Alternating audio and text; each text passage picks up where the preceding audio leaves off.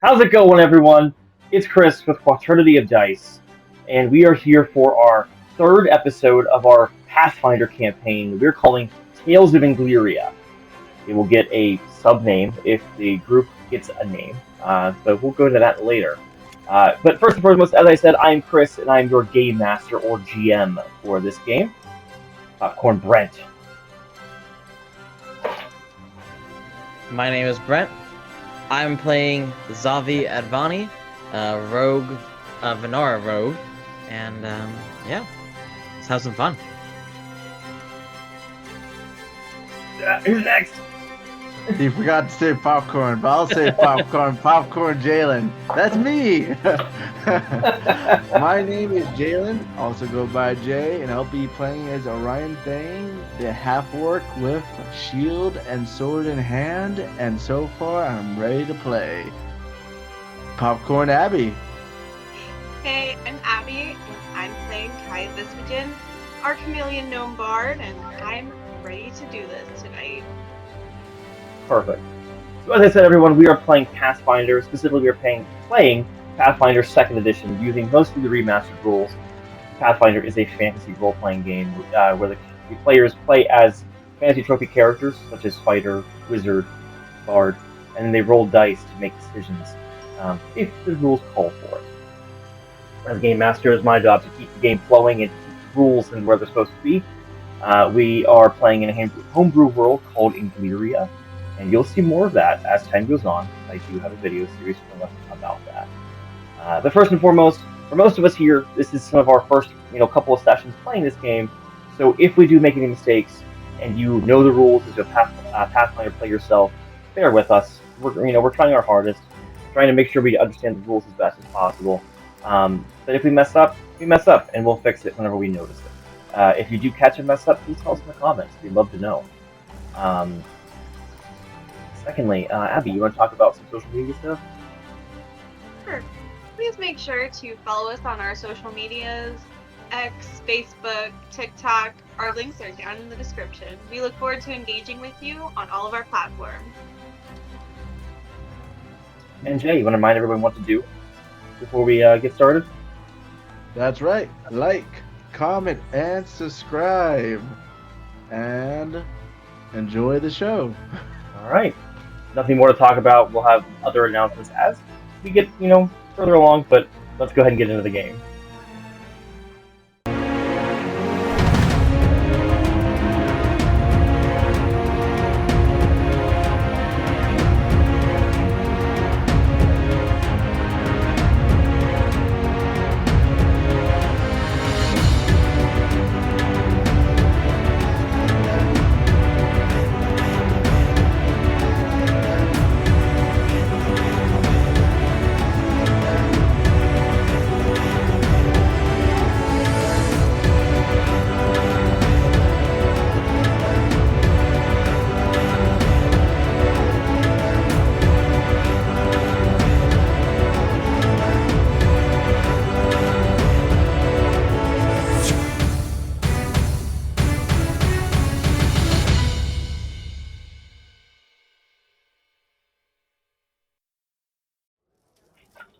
And we're back, everyone. Last week, during session 2, you guys mostly explored around the city, getting to know places in and out and around, looking into the different leads you had picked up. You picked up the idea of checking into the seemingly dried up water supply. Syota has a freshwater river that flows. Well, I don't think there's any saltwater rivers. It has a river that flows, south of the city that provides it with fresh water. Yes, they have a large amount of supplies of water to the east or west of them because it's the ocean, but it's not good for drinking. But so you guys get some leads looking into that, and you also heard that the guard in the city is lowered count-wise because of a second problem going on, and that is that this city of monuments is having their monuments get destroyed or vandalized, and it's causing quite a stir. There's so many monuments in this city. At last count, the one person told you about 6,800. that it's hard for them to keep track of what's going on and look into this. And you guys had offered your services to look into that as well for a little bit of coin. Your ship that you had secured for if you can actually figure out what's going on with the water doesn't leave until 8 days from whenever you arrive. So you've got time to kill and money to be had if you can solve some of these problems that are facing the city. But as you guys adventured around the city and just kind of scoped it out, you saw how people were being affected by this. You saw people were leaving en masse. They saw that the writing was on the wall for the city, and no, it's not any kind of grand destruction, but it just is a dry up. Without a water supply, it's not doable. And so people are leaving. Shops are shuttering.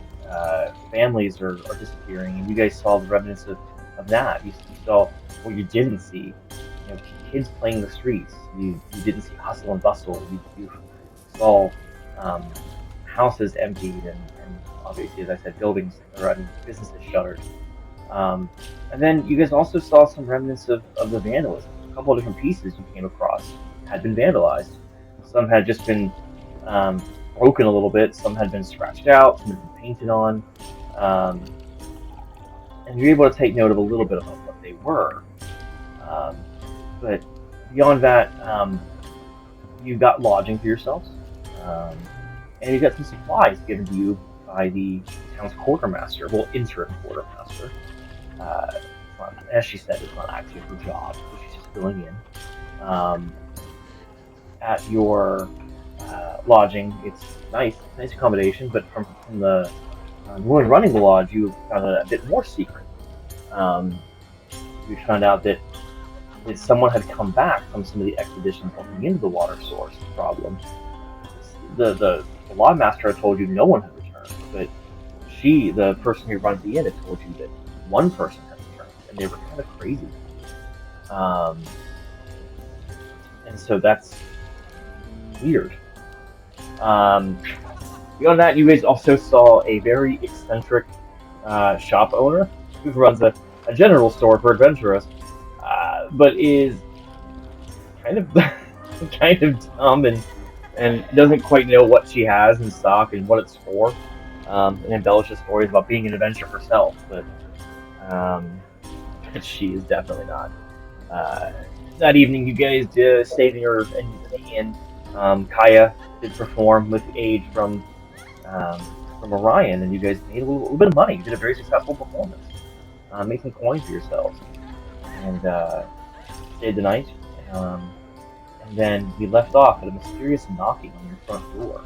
Well, not front door, but the door to your room.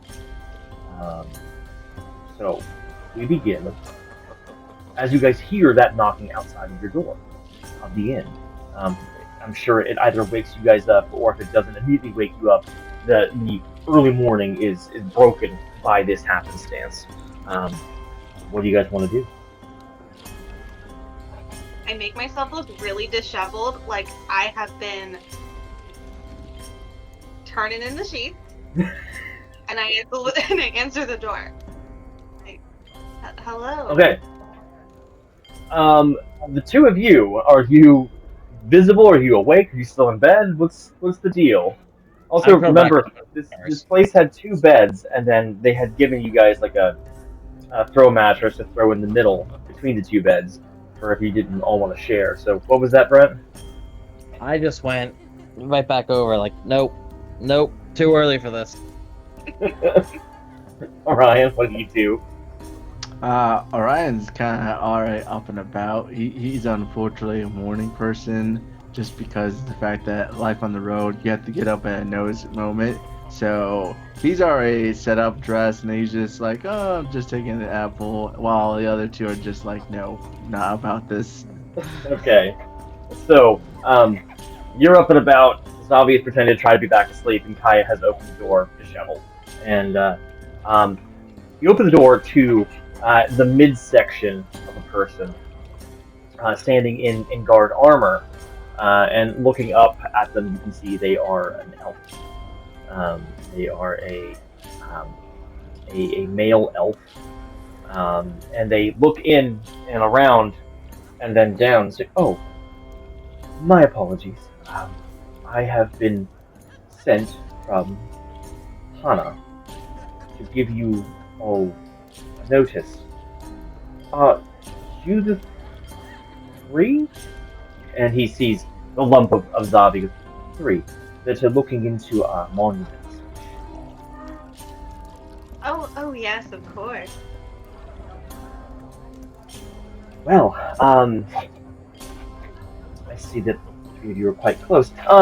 Anyway, I have been sent, Hana, over the course of the night, has gotten together the papers that she told you she would get together.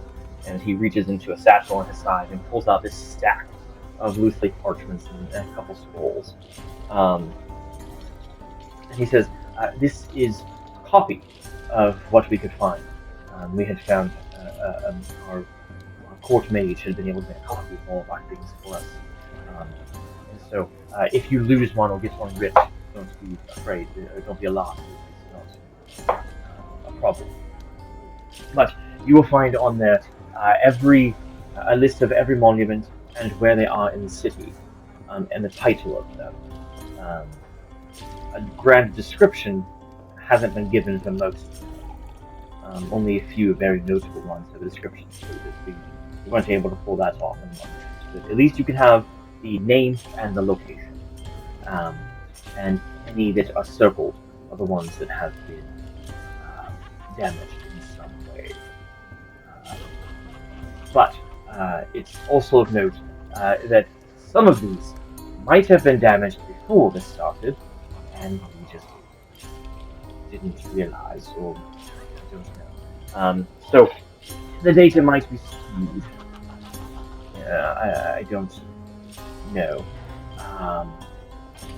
But I shall leave you to it unless you have any questions. Zavi just kind of rolls over. Is that room service? No, it is not.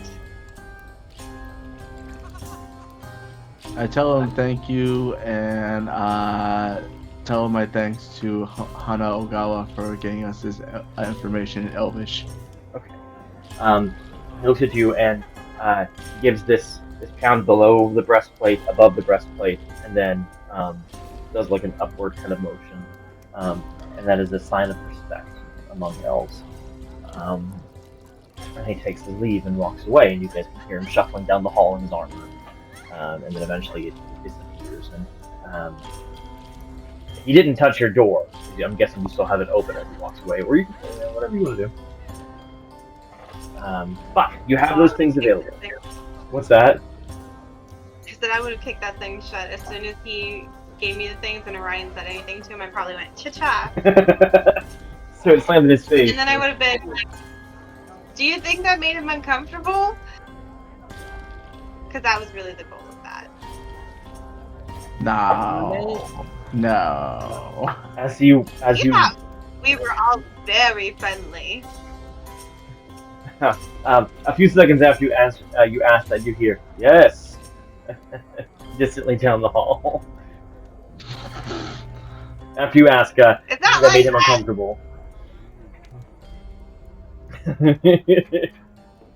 Right. So, you guys have your paperwork. You can go over it at your leisure. It is the morning of the second day in Syota. What would you guys like to accomplish?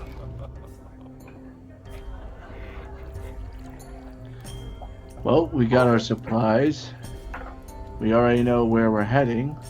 I'd say let's get a leg up on our journey then. Dude, I guess there's enough noises. Can't go back to sleep now. Fine. Orion will carry you. Go ahead, Orion. Give him up. No, I don't need that anymore. He's done that too many times. I think he'll probably be more motivated by the fact that there's food on the table. Wait, they brought fruit? Yes, Yeah. they remember Yes. you asked for bigger fruit. They had filled it last night.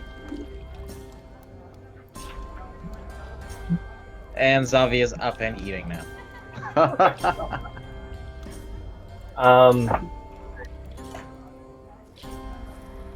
Yep, I had a question and I lost it. Oh, I do have a question. So obviously, this is something we need to keep track of.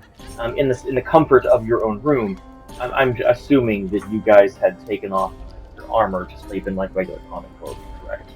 Um, Point of order going forward. Anytime you decide to sleep in your armor, please let me know, because there is something to do with that. What if it has the comfort thing on it? That won't matter. Okay. Yes, if it has the comfort trait, you are totally fine. The reason it matters is if you sleep in armor that doesn't have a comfort trait, you wake up fatigued. So in comfort of your own, room, it's probably fine. But like, it's something to know whenever you're out and about, like camping and whatnot. Especially with the time it takes to take armor on and off. Something you need to keep track of. However, so Zavi is eating. I'm assuming the two of you are becoming presentable. What do you want to do with your day? Well, do we want to look into the water issue? Of course. I would say let's get up on our journey once Azavi eats his fill. With a mouthful. Yeah. We should definitely take care of that. That's our ticket out of this place. So I mean, just one more for the road.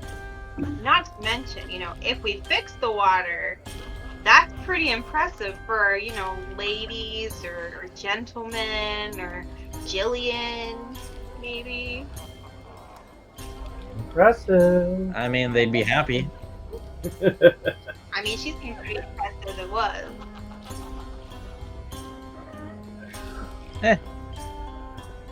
Yeah, maybe a little. Who among you is carrying the tent? It is a 4-person tent, so it would be able to fit all of you guys in there, no problem. I don't know your guys' bulk limits on part. It is bulk 1. I think you're all. I'll carry as the muscle, I'll carry the 10. Okay. Yeah, you've got plenty of bulk left. Zavi, I think if you took one more bulk item, you'd be encumbered. Oh yes. I am right at my limit. Okay. I am not the strongest, but I can carry what I need. And I do see you guys have enough rations. You're fine. I'm not gonna track rations insanely hard. I am gonna make use like when you're, I want to make sure you guys have enough for how long you're gonna be out in the desert. Because who knows how long you're gonna be out there. But with what you guys have, you should be fine. We've got 5 You guys rations. Yes, you guys have enough food for 5 days each. That's what. So I see in your guys' stuff you have 2 quality 2 rations. I think. And Yeah, then we were each given- have plenty. Each set of rations gives you enough for 1 week. So you guys each have 2 weeks worth of food. And Go ahead, considering the also- water skins that we got, Yeah. Also, I forgot that I had a climbing gear, which Zavi doesn't need, so if anything, he's gonna leave it behind if he still has it. Okay. Yeah. No real reason. That'll take a bulk off you in case you acquire something while you're out and about. Or you can give it to one of the others to hold on to because they might need it.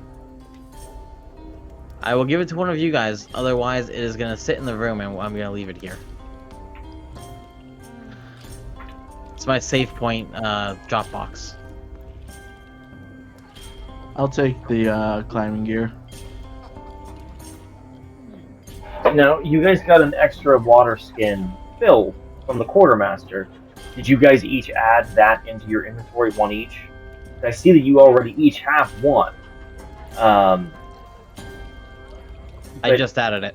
Okay, because this would make you guys have an extra 1 each. So each of you would have, at full, 2 days worth of water. And I don't think you guys have had a need to use your other water skins. So you guys have 2 days So keep track of with distancing and how far you guys can travel. Now,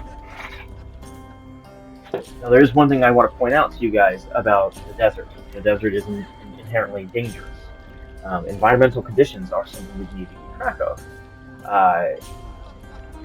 Within the desert, depending on the heat and the actual temperature, you can acquire damage, potentially, if it gets to be above 104 degrees, I do believe. But if it's anywhere between, I think, 80 and 98, I think it's just, there's no damage you take. It would just be that you are limited to how long you can go before you get fatigued. With current temperatures the way they are, I do think you guys are only going to be limited to about 4 hours of travel per day. Extending past 4 hours is going to get you fatigued. See, this continent took care of the Fahrenheit system. They're not doing Celsius. We know exactly where it's at. Yes. Well, in the city, it's not as bad if you're getting ocean breeze, so it's not as crazy hot. But leaving the city, it's gonna start incurring some stuff. With your travel speeds, you guys are each 25 feet, correct? Yes. Okay. Yes. God God forbid we end up like the shopkeeper. So you guys can She was do, fun though. on a normal day, you guys could do 20 She? miles. What was that, Brent? Shopkeeper. He? She? She. Can't remember. She. She was fun. Was it Elven woman? It was a general goods store. We never got her name though. I don't think anybody asked. You can No. move things around and just confuse it. It would just be funny to watch. You know, just harmful, just no harm. You know, harmless fun. Yeah, I was off topic. Sorry, everyone. But the other day when we were talking, I was saying that, like, I think I have a penchant for weird NPCs, especially shopkeepers. I don't know why, but that just seems to be a thing I'm somewhat normal. It's somewhat normal for me to do. But it's fun. You know, we gotta give. Can't have every single person just being a stale NPC that's just there to give you your goods and then get paid. Anyway, back to it. So you guys could do normally during an 8-hour day 20 miles of travel. So that's cut in half. You're only able to go for 4 hours. So that would be 10 miles that you can cover per day. If you want to extend past the 4 hours, you then become fatigued, which has a couple. It comes with some issues. It gives you a penalty to your AC and saves. I do believe.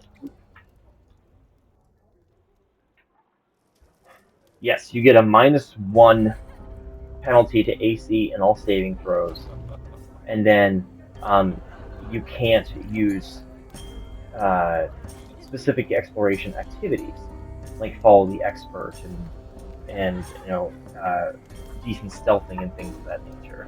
And then you lose the condition if you get a full night's rest. So it's kind of up to you guys if you want to risk the fatigue and get the -1 penalty. It's kind of up to you what you want to do, but I'm not going to tell you one way or the other. But I want you to be aware of what you're coming up against. And what is the distance to the oasis? To the oasis itself. Let's pull that up. So you and everyone can see it.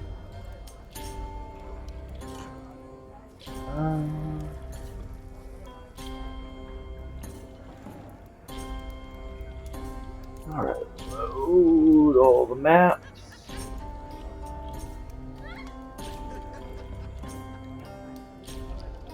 I think pretty far. I will tell you that straight up. It is pretty far.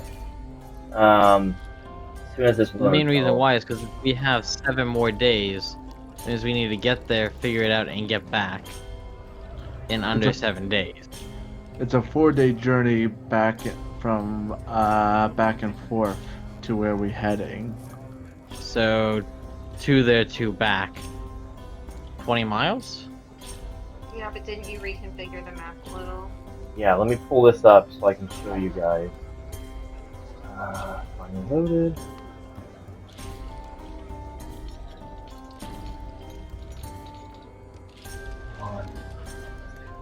Because if we wanted to, we could push ourselves and then right outside the oasis, take a rest, and rest over for the night, so we are no longer fatigued. If it's all the way at the oasis. 'Cause we don't know that for sure. It could be anywhere between the oasis and the city. Yes. Okay, this is not loading. You gotta love when technology doesn't work the way you want it to.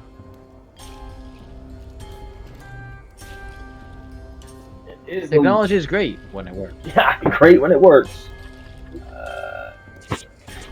1, 2, 3, Now, 7, 8, 9, 13, 14, 15, 16. It is 16 hexes from the city to the oasis. Each hex is 4 miles.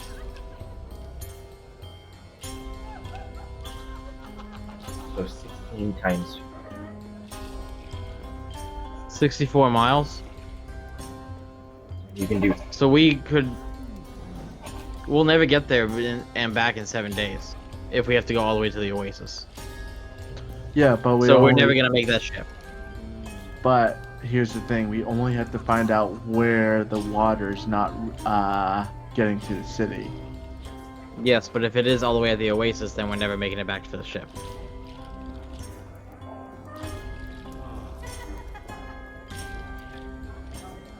Yeah, if you're gonna go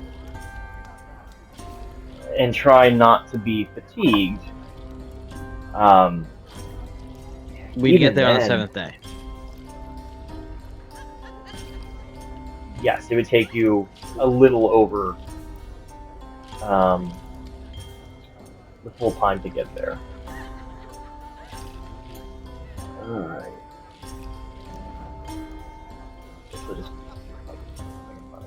Pull up. Here we go. Yay, it worked. Okay.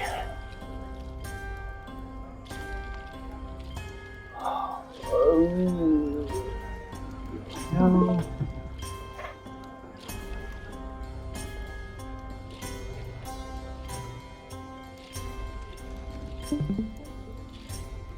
Now I'm getting a load screen from this loading screen of death. At least it's not a red ring of death. It's gonna get there. Or the Microsoft blue screen of death. Oh yeah, I'm. That's a Watched fear of mine. I just watched something the other day that they were showing off Windows, I think 95 or something like that, and as they're showing it, blue screen of death. Oh There you go. gosh. All right, here we go. Finally. So, yeah, you've got from here 16 hexes, so 64 miles.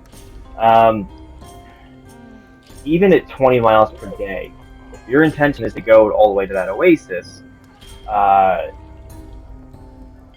theoretically probably could make it back in time to leave, but then you'd have no chance to look into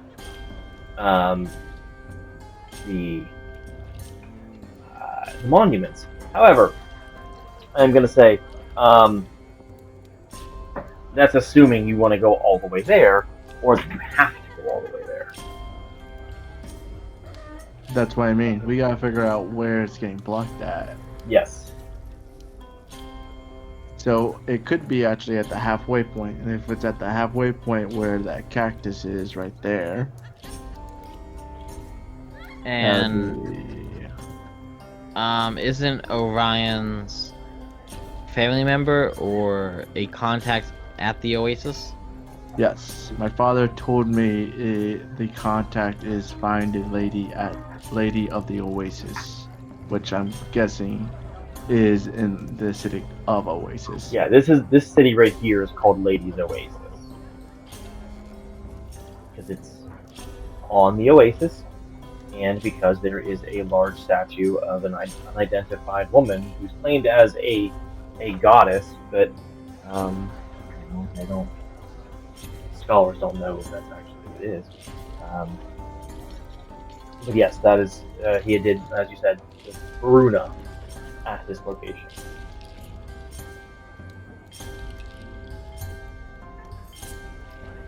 I mean, I say we go there. I say we go as far as we can until we find what's causing the issue. And we go from there. If it's something major, we take care of it and we turn back. If we have to go all the way to the Oasis, we have to go all the way there. They better hold our damn ticket. I mean, yeah, you've got your names on them, so as to your knowledge, as long as you can come back, I mean, they're held. Fix the water, and he gives it to you for free. Otherwise, you gotta pay.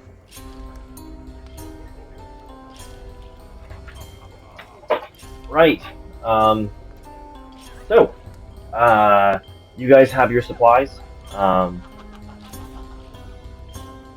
would argue that you could easily get a small refill of water from the bar. They do have some, or they have none.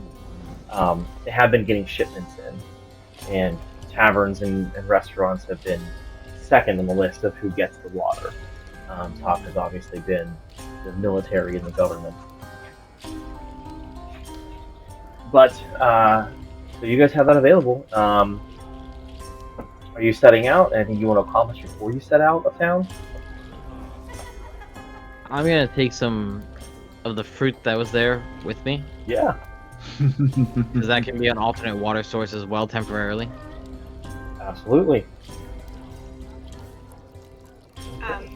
I want to make sure to stop and talk to Alicia and let her know that we're heading out, and just ask that we be able to get a room with the money that we had already given her once we get back. Yeah. Yeah, she can easily do that. Not a problem. Right.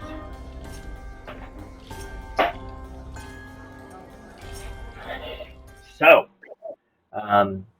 you guys head out of the inn, and as stated before, you guys are really close to the front gates of town. Not right next to them, but like 2 buildings down, so you're pretty close. At the gates leading out of town, you don't see too many people heading in that direction. Everyone's at the other end, going towards the docks, because they're, this is not a large continent. And so, not a lot of people getting stopped in and out of town. But on your way out, one guard does actually stop you guys. And he walks over, he's a centaur, and walks over and says to you, "Halt! Are you all heading into the desert?" You are correct, sir. We've been given permission by the head constable. So you will not be going to any of the southern cities that are not desert bound. Correct. We're right now just following the river. If we need to go down there, we will, but The reason I ask is we are alerting any potential travelers that if they are going into the desert, make sure you are prepared appropriately. It is not the safest. It is not the easiest. It is an unforgiving place, and we would wish not to see any harm come to citizens, whether they're our citizens or citizens of other continents. don't tell me there's giant things in the sand. There are creatures that do call the desert home. that is something that you would want to be prepared for. Um, there are large worm-like creatures that call the sands home. There are roving bands of bandits and marauders. Um, there are at times small gremlin type creatures that you could potentially run into. Um, you might not want to run into them. Um, all manner of giant bugs and arachnids. Giant scorpions are of a large degree of danger. You do not want to run across one of those. Obviously, there are smaller creatures as well to be weary of. Smaller, regular-sized scorpions and spiders and the like. And so just be careful. That's all we ask. Is we don't ask as much as we can control you. We just ask because we care about citizens. Wait, you don't want more bodies in the desert? What do you mean by that? You know, when people have to travel through the deserts, I see bodies sitting around because something happened to them and you don't really have a way to transport them and just leave them there. Leave it go. They're buried in the desert. Winds take them. That is a No? regretful thing, yes. That's true. Although we attempt to, if we know something has fallen someone, we do attempt to rescue mission, at least their body for a safe burial. To better suit the Lauren. But Is there anything that can drive you crazy out there? Like a creature or anything? not that I know of. My own thoughts. The heat can. If you spend too long in the heat, it can warp your brain and can do damage and cause you not to think straight, make you see things that don't actually exist, mirages, things of that nature. So that is something to be weary of.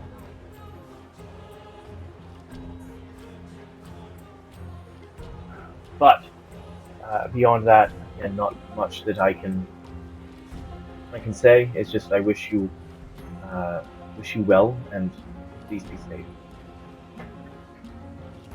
And if you have Thank no you. further questions for him, he trots off. Oh, what was your name? Oh, my name is Elsu.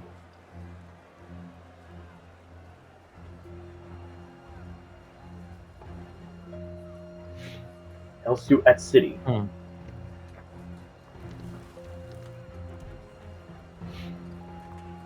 then again, he trots off. And, unless anybody has any other questions for him, then he doesn't trot off. No? Okay. Alrighty. So heading out into the city, or out of the city, I should say. You do have a nice paved section of road that extends out into the sands. But the first thing you notice is that it's really hard to keep clear of sand. It's not completely uncovered. There are some sections that have, bits of sand over top of it. So it's kind of hard to see in some spots. But the second thing you see is where you're at in front of the road, in front of the city, it is an intersection that splits off 3 ways, with a road going to the direct south, and that is the part of the city or the road system that goes to the area that's not desert. There is a road to the east, which heads towards the oasis, and there is a road to the north, hooking around the side of the city, and that goes towards a small settlement to the north, a recently made settlement. And there are signs. There's a signpost at the end, right outside the gates, to tell you where to go. Obviously, the one you're looking for is the one that says Ladies Oasis, which you're able to find. The third thing you notice is that right after the large intersection, snaking right alongside the road to the east is a large gully, um, which you now can realize is where the river would have been. Obviously, now it is dry and empty. Um, but it's very wide. It is a um, probably 600-foot wide gap that goes. It looks anywhere ranging from, if you go up to look into it, ranging anywhere from 30 feet to 70 feet deep. This is a pretty large river system. Um, the road going south does have a bridge that extends over the gap. You can see from your vantage point. Uh, but obviously there's no water there, so it looks very high up, even though it's not normally.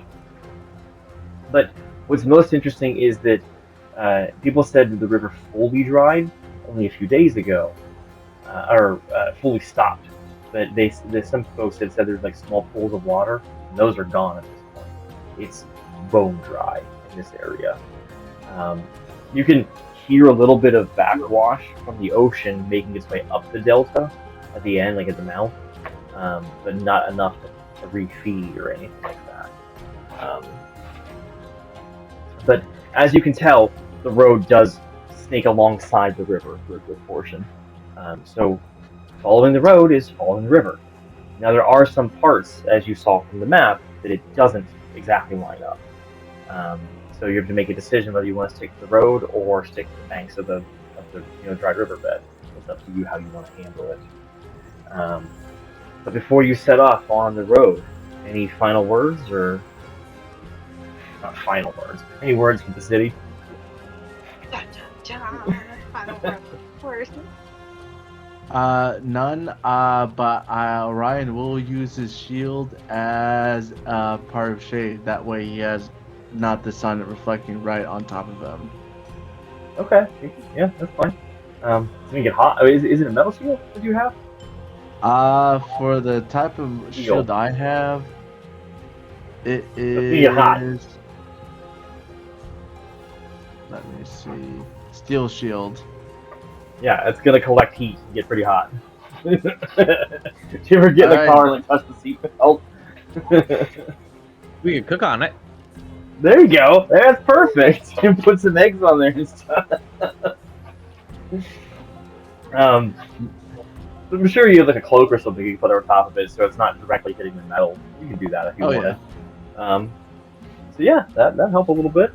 All right. So you guys set off, taking your walk. Kaya, what'd you say? Before we leave on the signpost, I'm gonna take out a piece of chalk, and I'm gonna just write on the signpost, "Kaya was here." So you are still within view of the guard watch posts. I'm not writing anything bad. But you're writing on it. Yeah. So if you want to, Kaya, go come ahead and I'd say If I know that Kaya's going to draw on it, then I'm gonna go and distract him a little bit and keep his eyes away. Okay. Provide some aid. So go ahead and let's see. Go ahead and Zavi first make a thievery, either a thievery roll or a performance roll. I'd probably say thievery. That is a 25. 25. Oh dear God. Perfect. So you were able to provide successful aid to Kaya. So Kaya, now you make a thievery roll. Oh gosh. And add a +2 for Zavi helping you. I'm just over there just talking to him like about the desert, about the bodies. Just kind of triggering a little bit of PTSD possibly. Just like digging in there a little bit more. Okay. Kind of like Mount Everest but with the desert. Okay, so what did I get from Zavi helping me? You get a +2. Okay, so I got a 9 plus 1, so 12.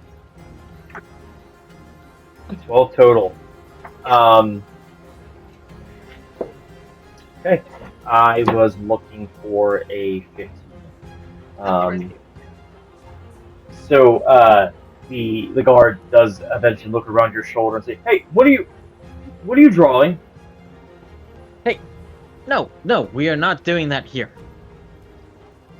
Oh man. I wasn't doing it. I was just adding some artistic embellishment.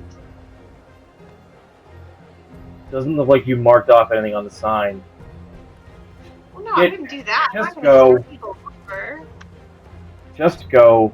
You I just look know, at it and try and I was use very it nice just. to you guys, providing you with a warning about the dangers of the desert. This isn't great repayment. You're right, Elsu. That was really nice of you. You're a good guy. We'll fix the water. That'll be our repayment. Yeah. Just go. And he waves you off. I think I He's not made too her happy. sad. You did. You hurt his feelings. He was so nice to you. All you did was draw on a sign. Well, it's not his. Anyway, I mean, it's been a lot of vandalism in town, and technically that's vandalism. That's yeah, it's extra hurt. Kaya, you I can draw know. on some rocks. How about this? You can draw on some rocks when we find a rock. That's big mean. I'll draw on a rock for Elsu. Okay. You can find a rock along the way and paint it up and present it to him on your way back. All right, so you guys head out and start walking along the road. Um, any interesting conversation you guys want to have while you're on the road, or should I skip ahead to the nighttime? You guys are able to set up camp. Can I ask Zavi to take a look at that map with the monuments? Is there anything special on it? I wasn't the one that had it. Yeah, Kaya I has was it. not at the door. Kaya was the one that got it. I was laying in bed. Gotcha. Kaya? Yeah, I can look through it. You guys want to look at it while you're walking, or do you want to wait till you get to camp and take a look through it? I would say when we get to camp. Yeah, in the tent where it's not like can be blown away. Alright then. Everyone just keep a watchful eye then.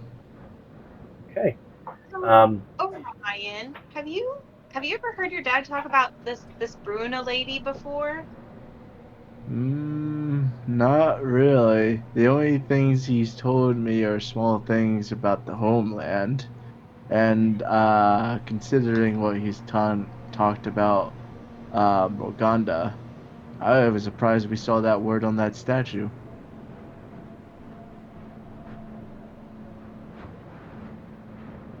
Interesting. Though funny, considering where that word actually talks about. The Muganda is actually the name of this continent before the elves came, from what my father told me. Hmm.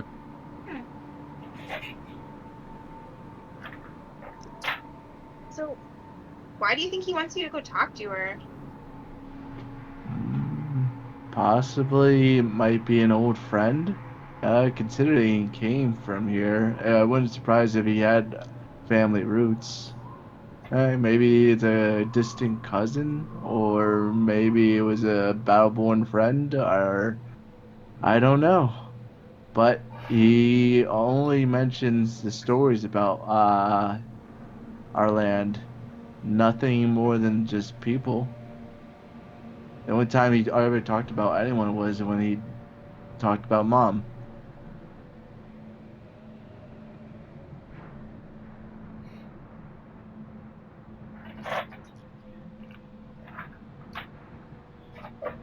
So I kind of find it strange considering still with the statues. It's considering how they kind of depict everything going on with all the races and the attacks and everything.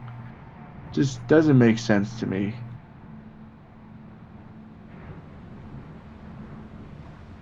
Above table. Do we know like a route that the circus was planning on going? Yeah. Um, so I would imagine I was the the circus had planned to stay in um, Ichinata for a little bit, for a couple of days, specifically in Alban Air. They knew that with your various sets of wagons and horses, that you couldn't go to any of the cities to the north in the mountains. Um, but you could at least stay down here for a little bit.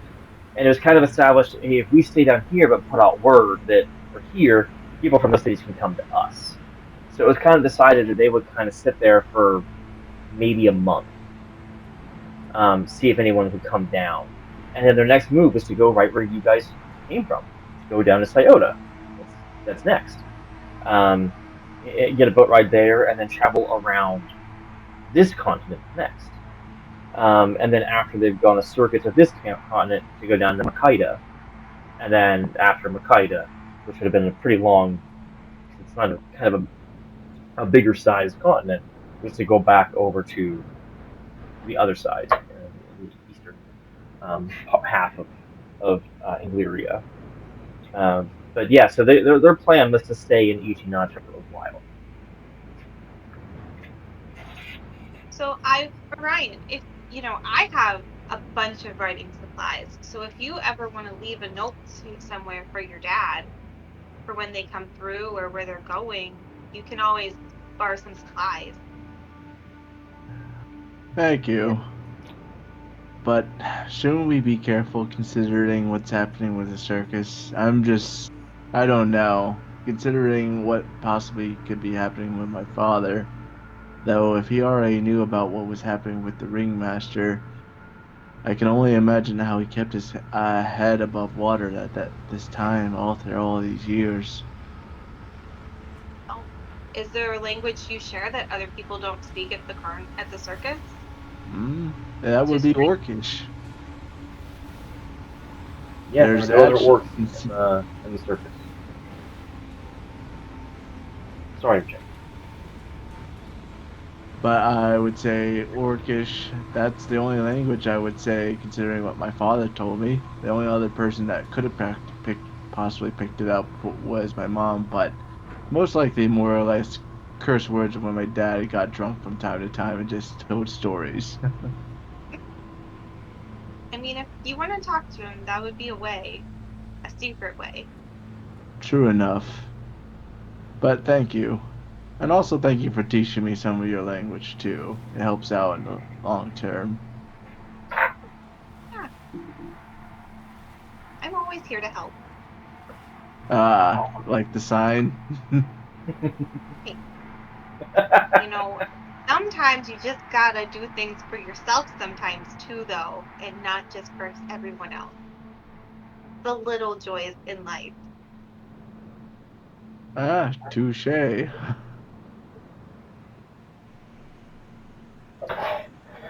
All right. As soon as I find a small rock, I'm gonna put like big old eyes on it. Like,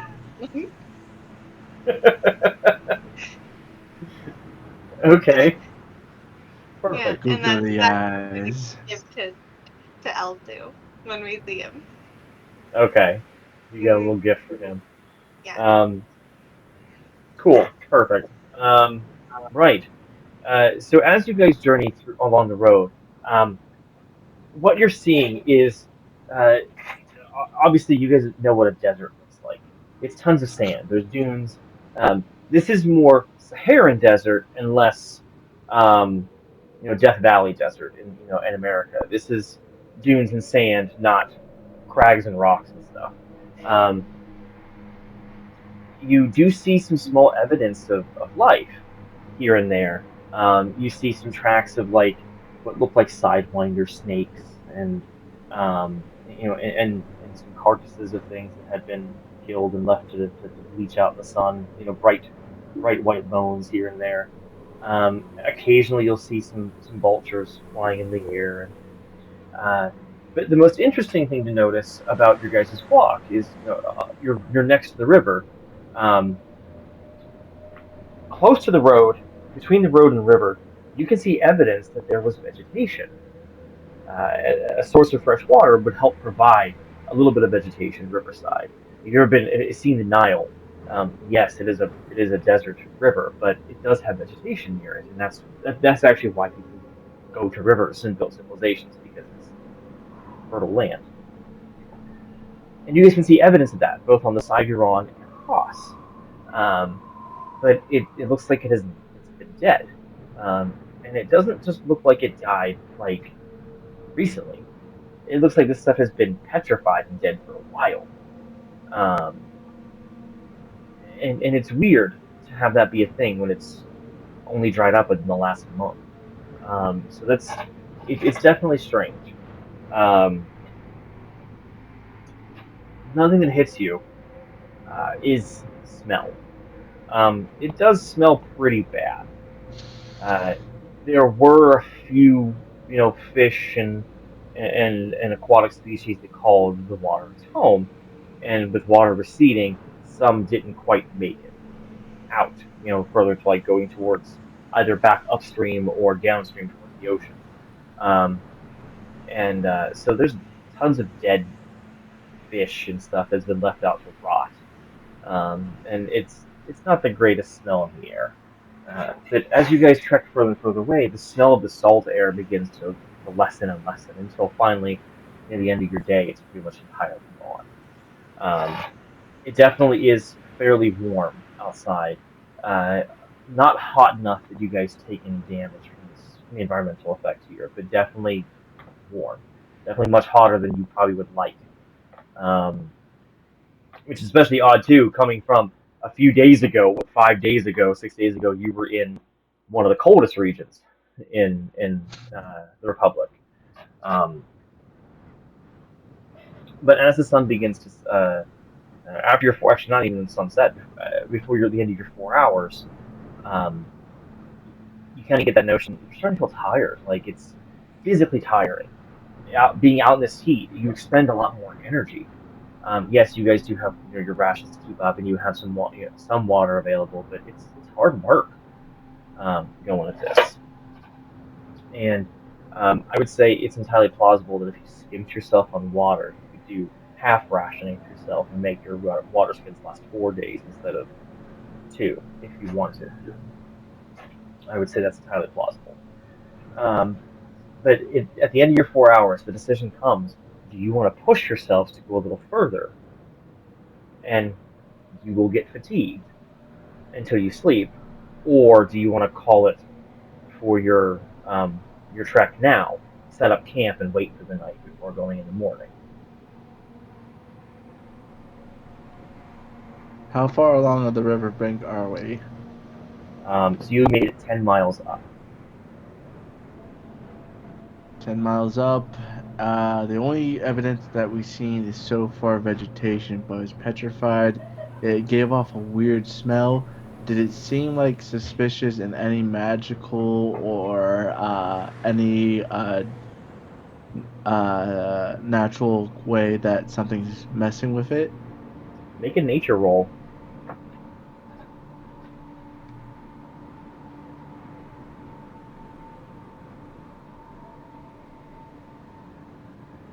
I look to the other two. Does anyone know about nature?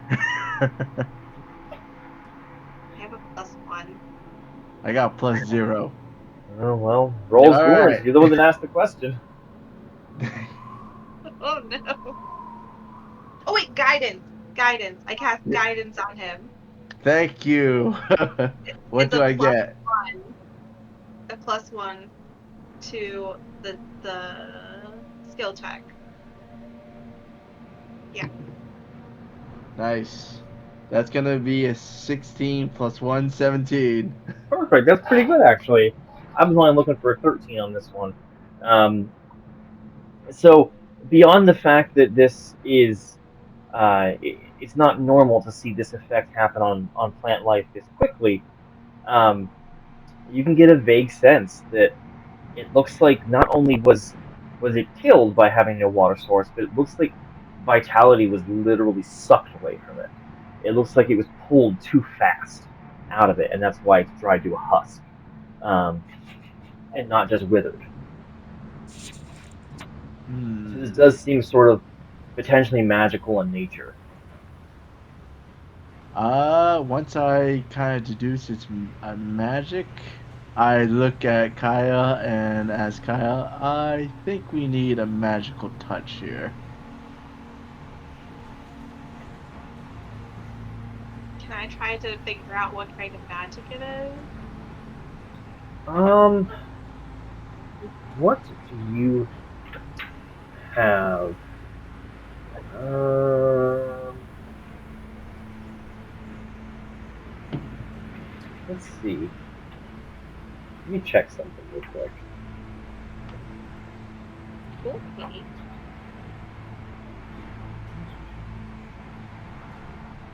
I can tell you Yeah, about good sword and shield, but not magic. you can. It's going to take you about 10 minutes to sit here and like study it to identify it, but I think it's something that you could potentially do. Um, I'd have you do also a nature check.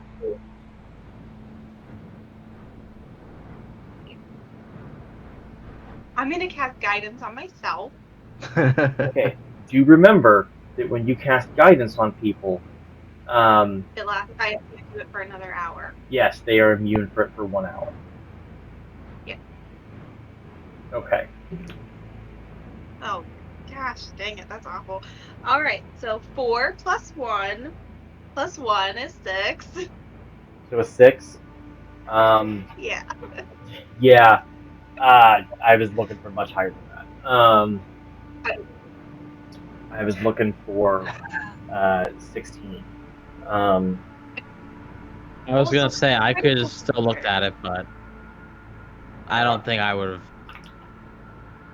let's see here. Kaya just look at it and say that's a dead plant. Okay. A So magical dead plant. um, with this, you are able to identify something actually. Um, you are able to take some time in this and identify that this looks like it was um, a misguided attempt at making fire.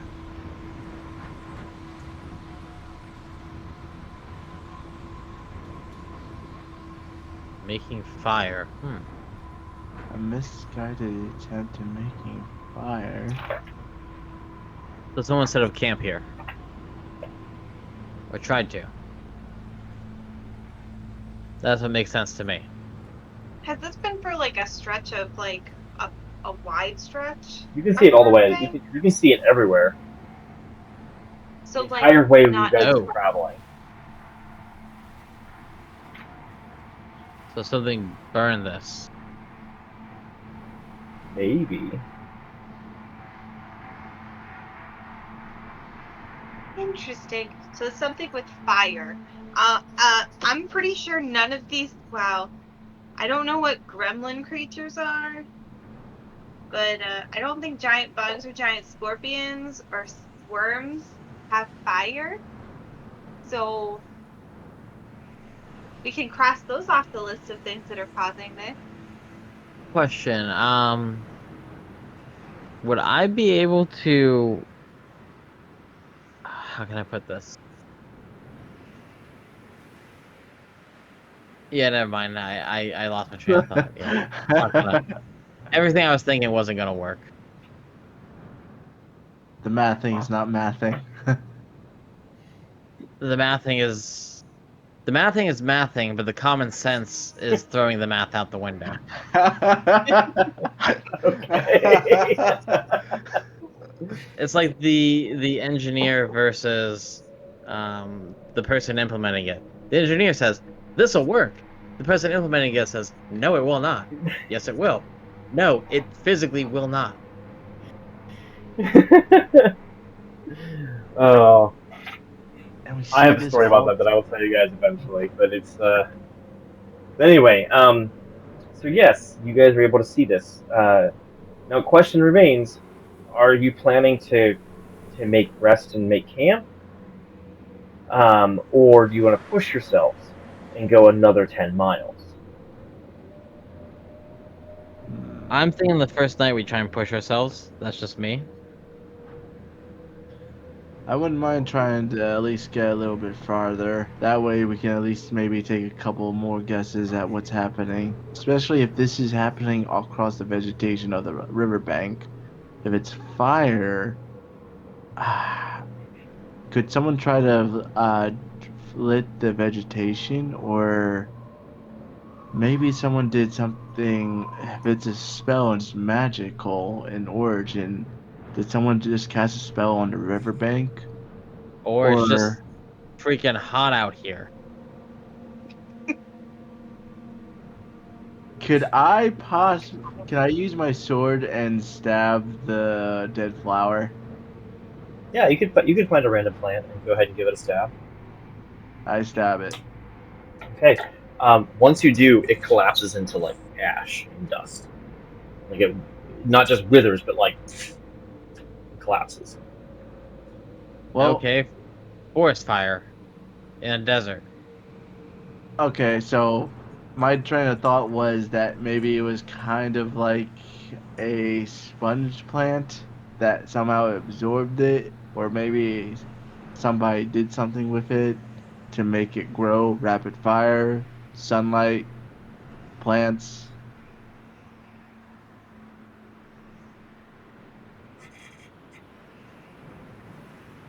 Hmm. Hmm. I think it was just something that this had to happen fast, otherwise they wouldn't be standing the way they are. So I think we'll find out more as we go upriver. Well, up what used to be the river. All right, so I suppose let's keep going. Okay, so you guys are going to go ahead and go an extra 10 miles. Okay. Yeah. At this point, you will become fatigued. And so keep in mind that that is going to give you guys a -1 penalty to both your AC and any saving throws you potentially could make. Um, so moving on, you guys start to cover more distance, and again, you're seeing this problem persisting all the way down. All the plant life that did exist on the edges and the banks of the river is footsies. Um, and You guys are seeing some more signs of life here and there. Um, just some small tracks here and there uh, of stuff that seems to be moving around on the outskirts of the road on the other side, on the desert side. Uh, but but none that look recent. Some of them are starting to fill in already with sand, so it's stuff that's just on a move. Um, Eventually, you do see, uh, in contrast to that one large grouping of tracks, it seems like it's almost a group of creatures on some sort of like migration, and maybe they're getting away from the area or something.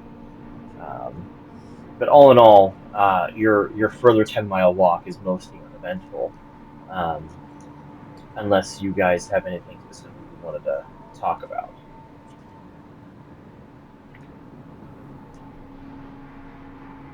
If anything, we can skip ahead So to when you guys make camp. I was gonna say, Kaya, question for you. Huh. What's the craziest thing you ever done, honestly?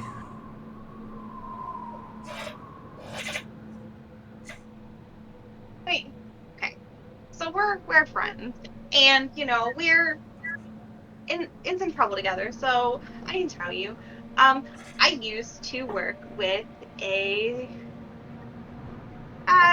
for lack of a better word, I guess I'd call him a snake oil salesman. And we used to con people on Terra Onta. All right, what was the con? Oh, well, he would make potions, and like I would pretend to have like swamp fever and be broken out in polka dots or whatever, and then I would drink it and they would magically go away. And I'll do it right now. I'll shift into like polka dots all over and then shift back out of it. He made a lot of money. So, what caused you two to split? Well, he was sketchy. So he was becoming more ambitious, and I'm guessing dangerous. I mean, yes. But people like that, you stay friends with them. You don't turn them in because they're useful. But I realized, it was never gonna change anything about him. So I was just like, I think it's best if we just part ways. Gotcha. A little bit more emphasis on the dangerous part.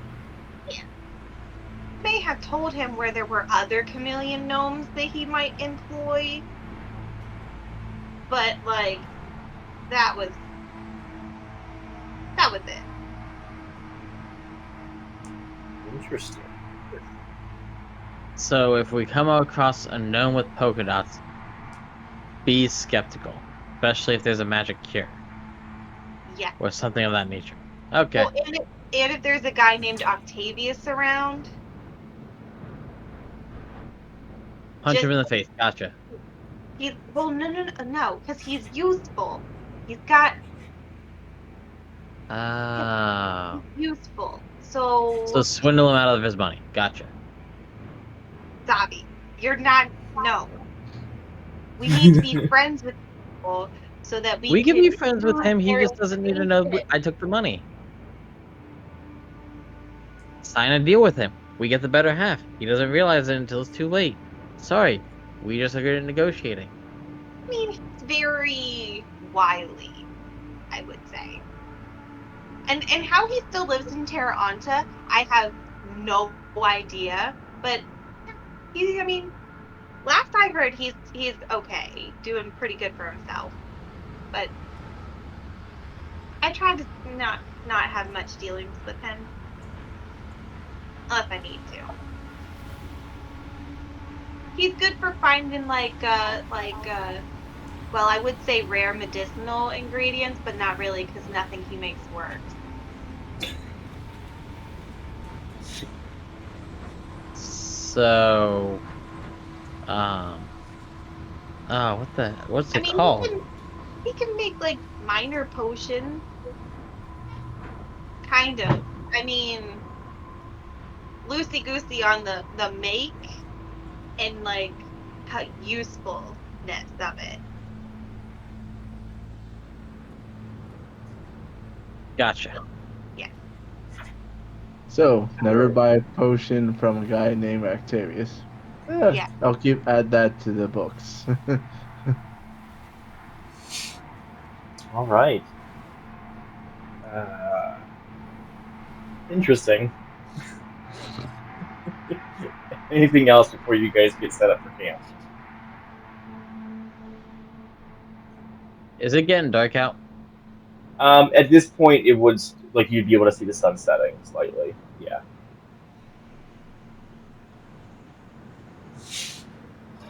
Huh. Casting a very interesting glow around the world too. What was that? Casting a very interesting glow in the sky too. Interesting glow. As after the tent is set up, Zavi's just gonna sit and look. Are we next to the riverbank? At the point where you guys are, Is it within view of some sort or no? at the point where you guys ended, it's starting to get a little bit of a gap between the river and the road. So there's probably about a few hundred feet between you guys and what would have been like the vegetation. He's just gonna sit there and kind of look across where the riverbank should be and into the sky and see that weird glow. Yeah. So usually whenever the sun sets, you see some interesting colors in the sky. You see ranges of pink, and orange. Um, in this moment, no. Looking at the west, back the way you came towards Syota, you see just darkening of the sky as normal. But when you look to the east, the way you're going, there's a greenish haze in the sky further downriver. And it looks I've like never from seen any. go Go ahead. ahead. No. You go ahead. It looks like from your knowledge of where the river actually is, it looks like that's probably where it's coming from. And I've Kyle? never seen anything like this before I take it. Don't think on your background you'd have seen anything like this before. I kind of look at Kaya as I'm also looking at the strange glow. Kaya, is there anything magical about green mist? Magic. It could be deadly. It doesn't need to be magic. Could be noxious for all we know. Maybe that's what turns people insane. They're taking her coat and going like this. Maybe I should walk into it. Well, considering what we've seen before, I'm betting either. But I'm gonna wrap my cloak at least around my mouth, just in case it is poisonous. My tail is around just covering my nose. From your vantage point, it definitely looks like that green haze is a few miles down. But it's like right at the edge of the horizon. You can see it. So it's not anywhere close. Just Then my tail wouldn't be around my nose. um, but how far off? Like, where are you guys putting your tent? Are you putting it like right next to the road? Are you going to go in a few feet, 2 dozen feet? However, like there's a couple of different flat spots you guys can find. It's not a big deal. I just want to know like your direction. Not on Off the road path. because of the travelers. What was that? Not on the road because in case there are travelers. I would say far enough back that we would be slightly hidden, where people wouldn't notice us if they were walking by. Okay. Yeah, I mean, there's a few dunes that you can probably like going towards the bank of the river. You could actually go. There's a small slope down, a little flattened area that if you did, you'd be hidden from the road itself. It puts you a little bit closer to the bank of the river, which is, I'm sure it's not a big deal. I don't know if you guys are worried about that, but you could do that. Um, okay. Anything you guys have for the evening, or did you guys have enough, conversations during travel?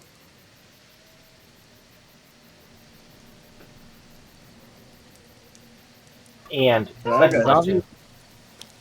Go ahead. I was gonna say Zavi's more now confused about that haze, and it's just gonna try and rest, try and keep going because at this point he just, like I said, like he's been kind of showing, the getting on the ship to leave is his main priority. He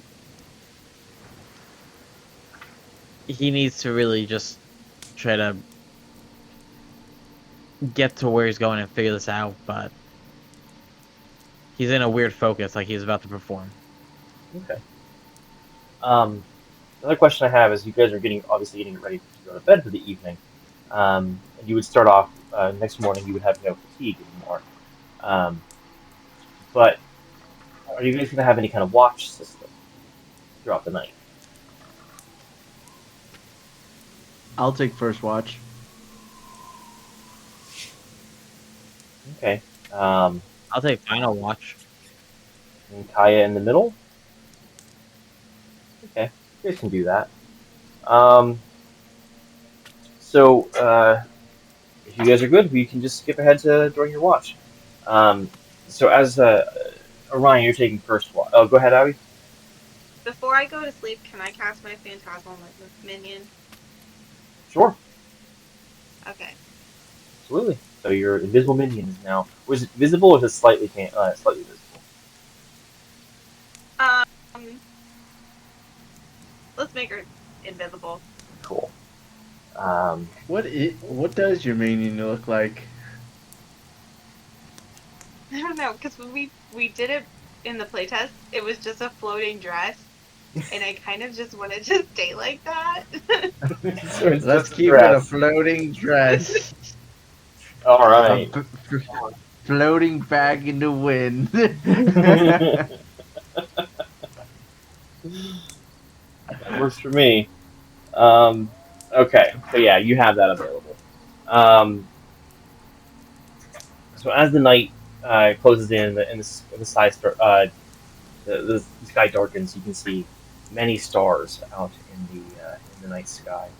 Um, but there always is that green haze farther down the river, going to the east, and it seems to every once in a while there seems to be a slight like wave of it, like it seems to expand and contract, um,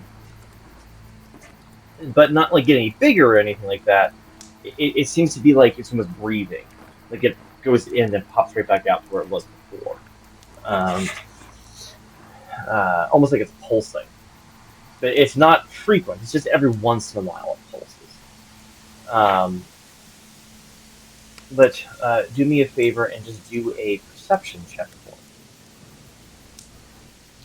Do I still have the guidance on me? No. Alright. Nice. That's plus. Pulling up my stats. Perception. That's gonna be a 24. 24. Okay. Um, so once the sun goes down, you do notice the temperature starts dropping. Um, you know, deserts are prone to do that, um, but you do notice that there is a little bit more activity. You can hear scuttling of creatures out and about, like small insects um, and reptiles and things like that. But nothing super major until about 2.5 hours into your watch. You hear something large walking, and it seems to be coming off from over near the road. And you can hear these footfalls pounding in sand. Um, and you can hear them in somewhat decent of a number. Uh, and after a minute of listening, you can kind of definitively tell there's three of these things, and whatever is outside. Um, and they get closer and closer to where your tent is. And at a certain point, they're probably about 5 feet away from the tent, like right on the other side of it, or from where you're sitting. Uh, are you sitting outside of the tent or right inside with like your head poking out looking? Head poking out. Okay. That way I'm not about to sit out while I get shot by an arrow Skyrim style. Okay. So what you end up noticing is uh, as whatever this thing is moves and comes around the corner of your tent, it comes. If you're looking out your tent, it comes from this side and moves past. And you look over and try to get a gauge of this thing, and you don't have to look down. Only about 2 to 3 feet off the ground, about Kaya height. Um, the first thing you see is you think it's something small actually, because it's this long, snake-like appendage thing coming out. But then as it keeps moving, it becomes pretty obvious that it's a tongue that's flicking out, and it's a forked tongue flicking out, looking around. Um, and then you see a snout with many rows of jagged teeth coming into large yellow eyes. And you can see the head kind of bobbing back and forth. And after a few more moments, you see a claw come out, and another claw. And as it finally makes itself all the way visible, it is it looks like a gigantic lizard, almost like a Komodo dragon or some kind of monitor lizard. It's huge, um, and it stops and it looks around, and its tongue is flicking out the entire time, looking, and it turns and puts its head up, flicks its tongue out in your guys' direction, and then pulls its head back and keeps walking. And shortly behind it is a second one, and then a third one. All three of these gigantic monitor lizards, probably 10 to 15 feet long, huge. All three of them gauge your guys' direction, but ignore you and move on. And with your high roll, you notice these things are not. Obviously, you've seen lizards in your day, and you would imagine what they look like. Um, these things are malnourished. You can see parts of the rib cages. They're not. It's obvious that with a low amount of water, one, they're not getting hydrated properly, but two, prey animals, they don't have any water either, and so um, predators have nothing to eat. And this family of monitor lizards is moving on, and that could be. I'm sure that probably scares you in the moment because in this moment to them, you could be food, but they're ignoring you.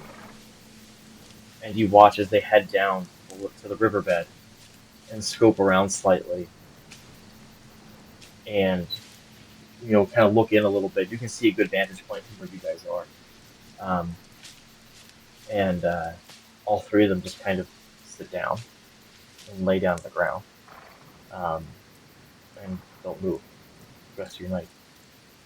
Uh, your watch, you can keep watching them all night, and they don't get up. Um, their movement was laborious. Um, it was not. It wasn't an easy walk. Um, and seeing as how they had not moved, you only see that behavior in animals that are sunbathing. There's no sun to be had here. At the end of your watch, they're still there. Um, you can easily wake up Kaya for her watch. Do you tell her about them? Yes, obviously. Perfect. I tell her that there's 3 giant lizards. I tell them that they're malnourished. Don't do anything to them. Keep an eye on them. Okay. They already went next to our tent, but they didn't do anything. It seems like they're reacting to what's happening around the riverbed. So just keep an eye on them, and then tell Zavi if they're still there. Tell him what to do and keep an eye on it. Okay. And you're able to easily crawl into your little bed area and fall asleep yourself. Um, Also, I'm changing into regular sleeping clothes. okay, good. Thank you for letting me know. Um, Kaya, it is your turn for night watch. Um, go ahead and make a perception roll as well.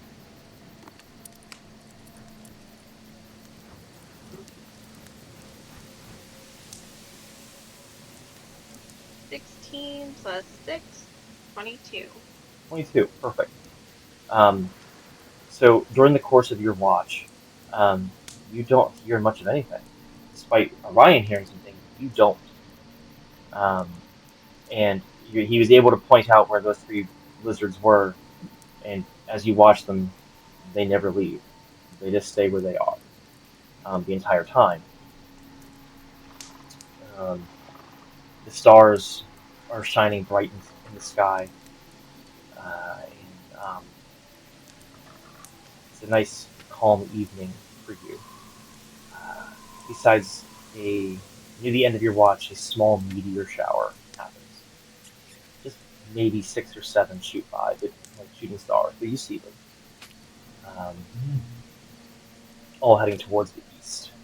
Um, but then your watch is over.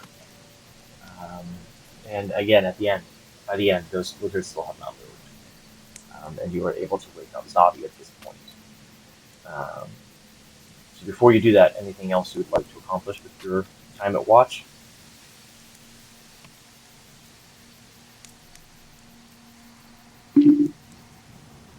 No, not because those things are there. They ruin my plans. Okay. All right. So you're able to wake up Zavi. Um, I'm assuming you alert him to these as well. Yeah. Okay. And I'll be like, there's three big stupid lizards down there. Keep an eye on them. And I say some curse words in Fey, and I fall back to sleep. All He right. must have really pissed her off. All right. Zavi, for your watch, go ahead and make your perception roll.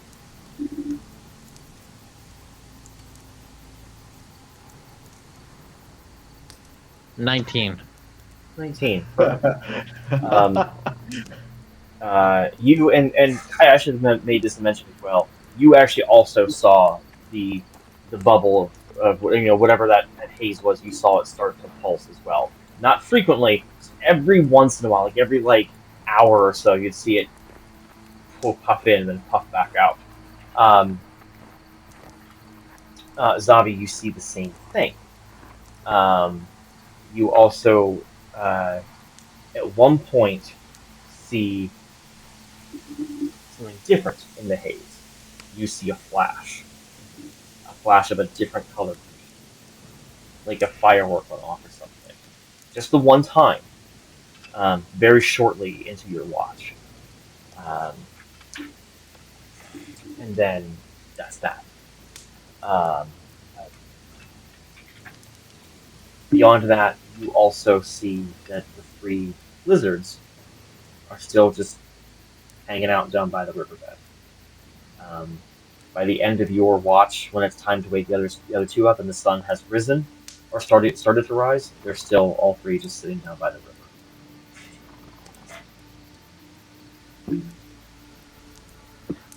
I say we don't move until they get out of this area.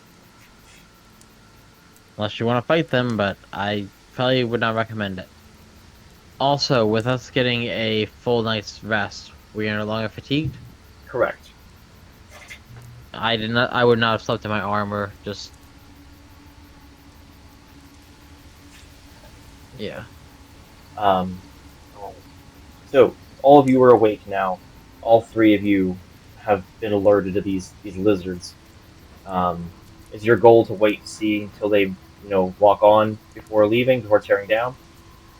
That's what I I'm thinking. Otherwise, we need to try and sneak away, but that means taking down a tent and doing all that. We're not sneaking away doing that. I was gonna say I think they're actually nocturnal. I think they only hunt at night. So I think they're just trying to sleep it off at this point. They're still breathing. What's that? Can I see if they're still breathing? You have to get a little closer. You can send your invisible minion. I can't see through my minion. So, Yeah, you'd have to get within I'd say 100 feet to be able to see that. yeah. I'll sneak. I'll crawl. Okay. Give me a stealth roll and then perception.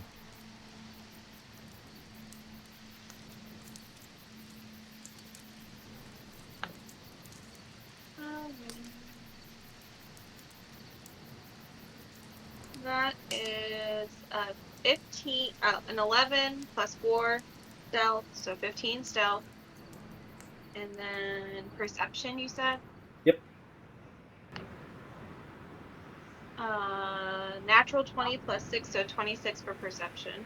Okay, so critical success. They aren't. You They're see no dead? movement. You don't see any rise of their chests or their bellies. Nothing.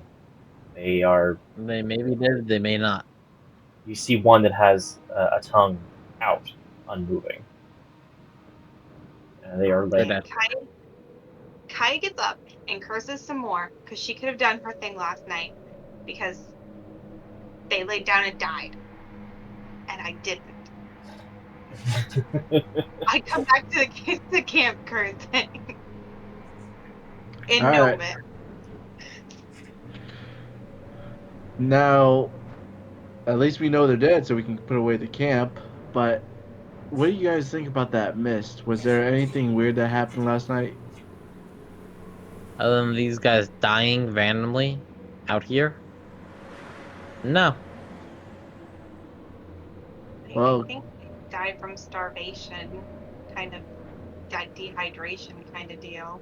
Well, there's no prey to hunt any of the creatures, and there's no river to feed the prey. The predators rely on the prey to actually keep the food system going since they have to eat them, but if no creatures are able to sustain themselves, the predators can't hunt.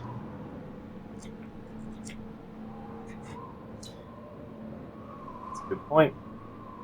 So yeah, with that, with no threat immediate, you guys are able to easily break down camp and continue on your way. Now, for sake of brevity, is your plan to go only to 4 hours, or are you guys looking to extend a little bit beyond 4? Because I'm going to give you guys, based on rolls last night, because of the glow, you're able to get a better sense at night of how close this is. I will tell you, a good gauge, especially with a really good perception roll from all of you, that between the three of you, you can pretty easily say this is beyond 10 miles towards where this glow I would be. I say we go until we get tired, and then we try and judge where we're at and see if we want to continue. It's a good plan. I'm fine with that, If we stumble considering upon it, then we're not gonna walk by it. Okay. I'm fine with that, considering we kind of got an idea of where the green haze, and considering we don't know if we might run into more predators. That we were lucky; these guys were malnourished and kind of killed over. All right. Um, so you guys pack up your camp, pull your gear away, and start trekking down. Um, look at the map again. Uh, Now you are going to get into a point in time in at the end of this stretch where the road starts to separate further from the river. Is your plan to stay on the road still, or at this point follow the river? It's going to get to a point where you're Follow almost the a river. mile away from the road. I would say I would follow the say, river. yeah, with the river. Yeah. So near the end of your 4 hours, you guys trek off the road and go into the sands next to the river to keep walking. Um, and same story as the day before. You're seeing that there was vegetation on the other side. It is now all dead and dried out. Um, at the end of your 4 hours, uh, you guys can definitively see that you still have more to go before getting to where this green haze could be. But during your guys' walk, it had gotten bigger, and not from like it grew itself, but you're closer. Um, you're still a little bit off, maybe another hour's walk. So no notion definitive of mileage, but it's going to take a little bit longer. So you guys can camp for the day and go into it unfatigued tomorrow, or get to the bottom of it now and take the fatigue. That'd be day 3. Yes, I you get day mean, 3. we keep going, we might be able to scout it out beforehand. Keyword Would- might. We also might get spotted. Are we Did- even able to do scouting because we would be fatigued, and that's an Yeah, exploration act? Yeah, The you wouldn't better be able to question. take advantage of an exploration activity like scouting. My better question is, was the green haze moving on its own? It didn't seem to shift direction. It just seemed like while you guys were looking at it through the night, that every once in a while you guys saw it pulse slightly. Gotcha. But it never grew in size, besides just contracting real quick and then coming back out to where it was before.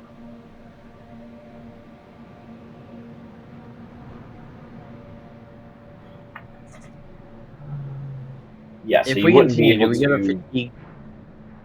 No, we're never mind. We wouldn't be Your able to fatigue scout it happens out. once you hit the 4 hour, the minute after the 4 hour. I say we rest up. We don't Same know what here. we're gonna get into. It's probably getting late by this time as well. Well, later. It's probably What about noon? mid-afternoon. I guess it depends on when you guys woke up. Like, would you guys wake up at first light? First light, considering that's what happened with Zavi at that point. Um, We probably if wouldn't you're get going by moving first, right away.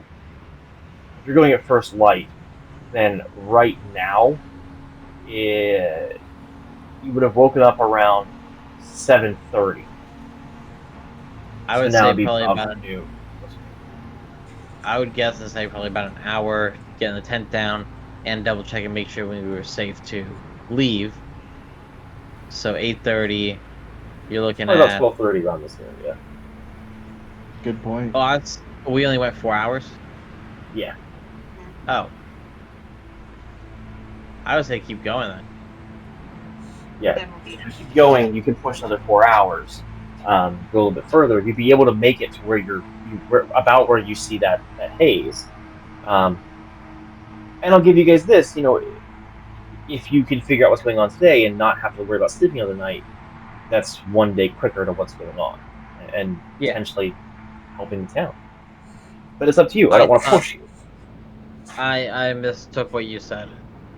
Okay, I'm sorry. Want to check out the haze? I All say we right. keep going. All right. So at this point, you guys are now fatigued. So the -1 to AC and saving throws. So moving onward, um, staying with the riverbed. Um, after about almost an hour's worth of walk, something finally changes.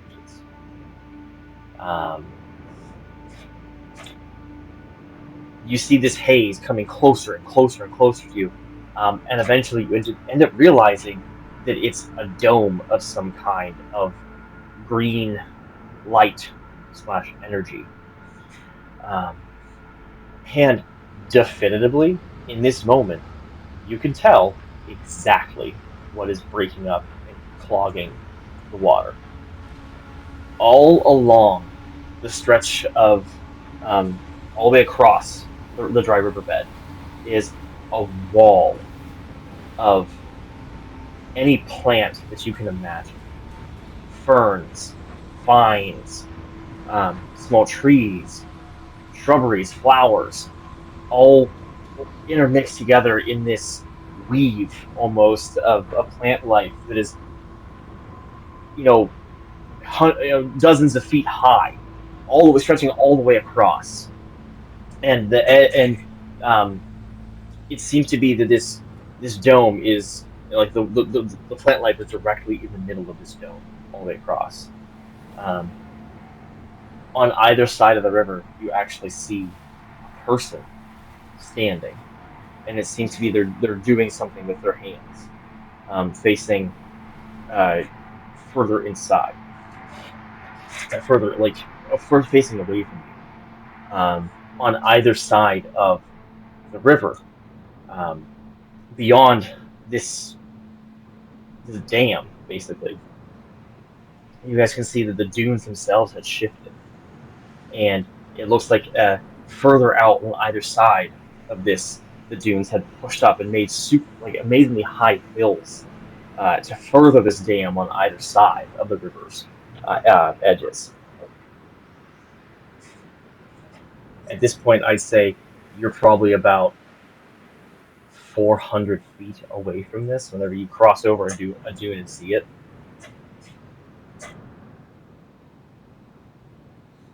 What do you guys want to do?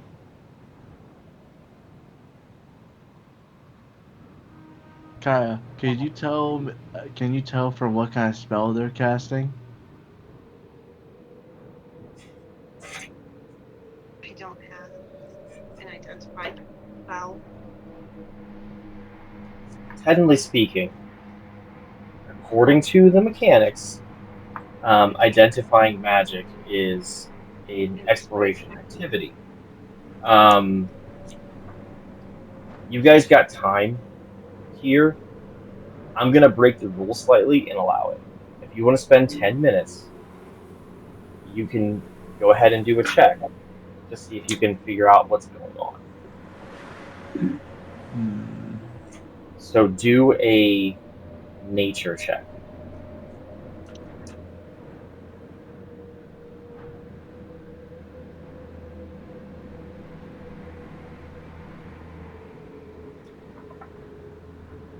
I'm gonna do phase fortune on it. What's that? Phase fortune. I'm gonna do that on it.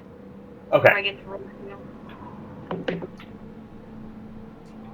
Alright, that's a 17 plus 1, so 18. Perfect. I was looking for a 15. Um, you can identify this pretty handily with some of your knowledge of magic. Um, this is a ritual going on, specifically a ritual designed to make plant life grow. And you are in the ending stages of it. Um, Kind of figure that. the people that are on the edges, you can see hand motions that they're doing, that they're adding themselves as other casters to make this thing work. Um, and because of your knowledge of how rituals work, you can tell that if you were to stop this before it finishes, it would reverse. I knew it. I knew it. I knew it. I knew it. It had to do with the plants. I wasn't. Your wasn't what? I knew it. I was right. It had to do something with the plants. You can also tell that this is probably not the first time this is done. Obviously, the water has been receding for a while. Um, What and was that? looking at the plant life here, you can see that it looks newish. And so it seems to be that they have to keep this up like every day to fight back against the forces of water. Um, and if they ever fail to do this, the whole thing just ends, and it's gonna collapse. So this is a daily ritual they have to do. Whoever's doing this. I was gonna say, can we sneak up on them, possibly, Zavi? If you want to stealth up, you can go take a look. If you want to like try to get higher up the dunes, to see over the top, if you want. Here's the thing: we can either flat out attack them, or we can try and find out why and try and interrupt them that way. That's what I mean. Try to interrupt Three of it. them? 2 of them. 2 of them, one on each side. Yep. And if we interrupt them, we reverse the ritual. I am gonna try to do my best to make my way down and sneak up on the one on the closest side of the riverbank. Okay, go ahead and make a stealth roll.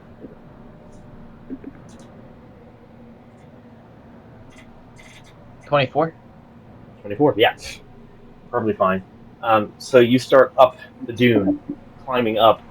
The guy has his back to you, and the person across the river is just too far away to even be able to perceive you. Um, you actually enter the green haze to do so, and it doesn't hurt. Doesn't make you feel any different. You feel maybe a rush of like magical energy, but nothing's affecting you at all.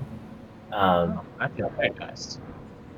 But once you get closer, you can see that this person is wearing guard armor.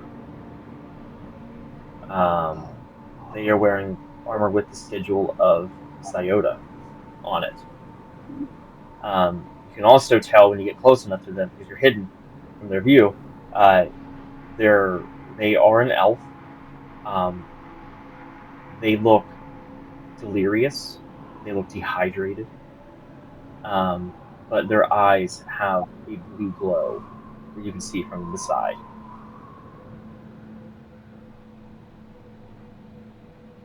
It's like with the guard. Um, as you crest even further, you get to a point where you're level with the top of the dune, and you can then see outward. And what you now see is that the dam has created a small lake up on top of these dunes. The dunes have been pushed away in a gigantic bowl fashion on either side of the um, of the river to make a new oasis, a new water source. Um, on the side that you're on, up the banks of this this new water source, you can see there's an encampment that has a large tent and has a person walking around, checking on things. They seem to be looking at different things. Along the banks of the water, you can see vegetation has grown up like it's supposed to be, but much more lush. Um, all along the entire outline of the water, you can see people placed every once in a while, and you only can see detail of the first couple, but all of them seem to be wearing guard armor.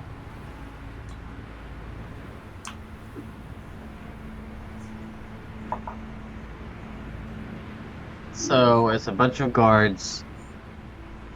I don't want to attack because they may get defensive and we're outnumbered. Okay. You can This always is- come. You can always come back at that point. We know what's happening.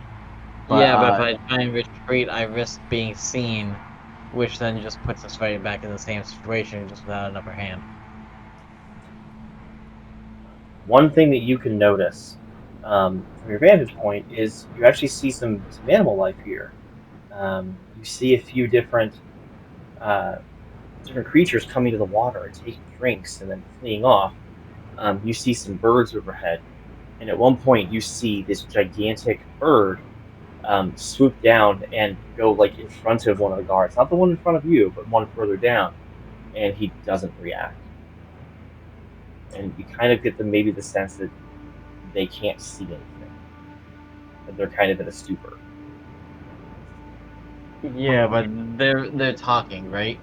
No, they're just doing hand motions, like arcane hand motions. Well, I guess primal hand. That might be part of the haze. Think about it. It's kind of like a protective ward against the animals. So they don't need verbal components, they just need to. Well, the Okay. animal went in, right? What? The animal went into the dome.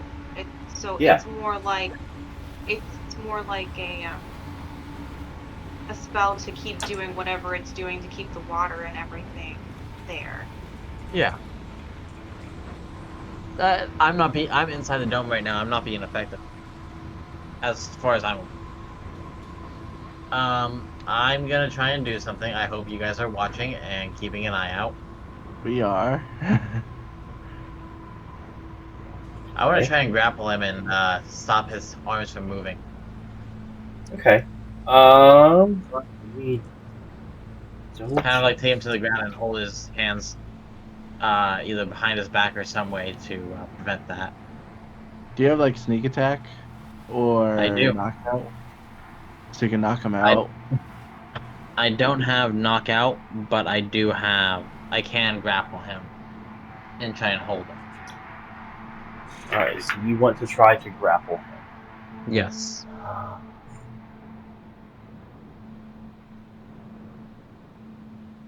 What specific thing is it you're using to try to do that? I am using just my body. I'm crawling up his back and grabbing his arms, and my legs are being used to take him to the ground, and his hands are going to be held back as far as possible, so that way he can't do anything, and just keep them from moving, because that's the only thing I see them doing, and this might screw up the ritual. Gotcha. Yeah. Go ahead and just make a. You know what? Honestly, I'm not gonna make you do anything because he's not gonna fight you. He does not. There's no attack you can do. If you walk up to his vision, he does not react to you, and you can just bear hug.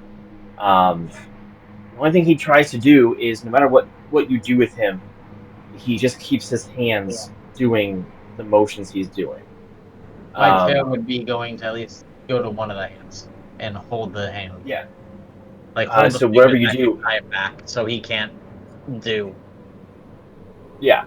He doesn't put up a fight to try to get away. He's just still trying to do the thing, like it's just something that's keeping him from stopping. the one hand that's free still does the motions, but this one he's trying and it's just not doing anything. But he doesn't acknowledge you. He doesn't do anything besides just keeping trying doing what he's doing.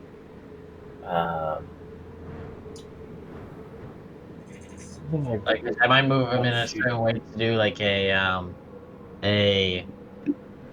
because I've been watching UFC recently, moving into another position where my feet, since they're pretty much like hands, are gonna hold that one while I hold the other one, since he's not fighting me.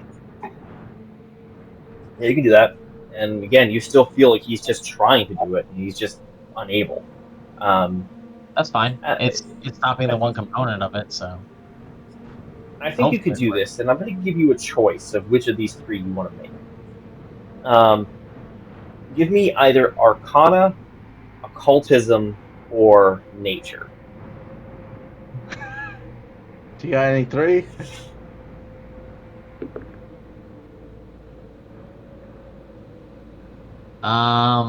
It's gonna be a 21. Do I need to tell you which one? Yeah, tell me which one. Sure. Occultism. Cool. You've been around enough, and you've seen some interesting things the with the circus. Um, you can tell this guy's charmed. Not only is he trying to do this magical ritual, but he's also charmed into doing it. Something is holding him, and with certain charm effects, it's not like fight against me. It's more I'm going to give you a command, and you follow that command until the charm ends. And so he's just been told help with the ritual, and that's all he knows. So that's why he's not fighting. So you can do anything you want to him, and nothing will change. If you pulled him away, he would just get up and walk back over to take his place. If you keep holding him, he's just going to keep his hands and stuff are still going to keep trying to do the motions. It's just never going to end. But as I'm holding him, does it look like the ritual's weakening? You get kind of a sense that there might be a little bit less of the aura around where he is. The next closest people is the one all the way across the river, so it's like 500 feet away. And then the one going up the other end of the banks is about 100 feet away. And so in this small area, you're feeling a little bit less. But you do notice something. I want to see how much of it you notice. Give me a perception roll. Give you a perception roll? Yep.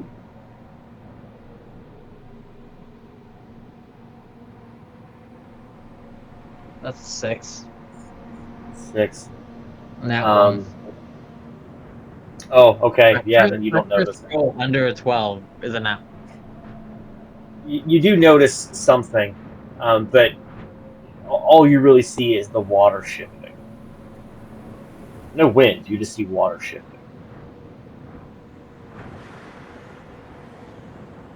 The other two of you see him holding this person, and you see the person not fighting back. You just see this struggle, this one-sided struggle of trying to hold this guy down. And what do you two want to do? But the biggest thing you guys can tell is that there's nobody rushing over to stop this. And there are lots of these people all around the water. You can only see the one that he has and the one across the river. From you guys, you're like 40 feet down. Actually, probably 50 feet down from Zavi's level because the dunes have been made up on either side, so he's up a hill. How far away is the other one I can see? About 500 feet.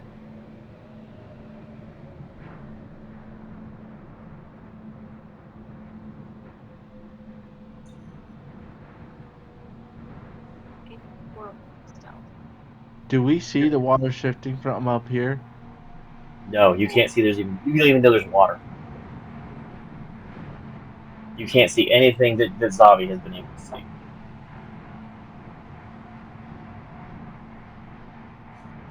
I think we may need to go down there and help Zavi. Go up Up. there. Oh, up there. Yeah, Sorry. you guys are about 50 feet below where he is. Can I use the climbing kit that I got from Zavi to help me out? It's not difficult for you to climb up the dune. The slope isn't so hard that you have to use any kind of climbing ability. Um, so you could waltz right up if you wanted. Gotcha. Kaya, are you with me? Yeah, Okay. let's go. You guys make your way up the dune, and once you get to his level, you see exactly the same things he is seeing that I've already described to him. But the two of you now make a perception check.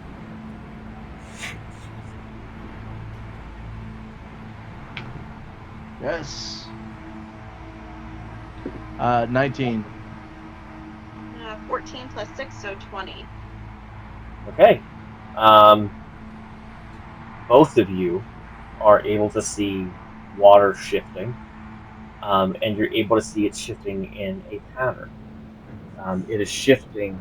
Uh, there's like a ripple going under in a snake-like pattern, um, and it seems to be uh, moving somewhat towards where you guys all are now.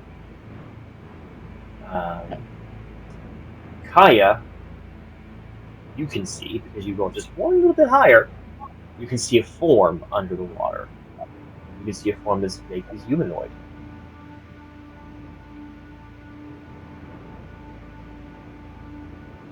Can I tell Zavi to get away from there? Get away from. Yeah.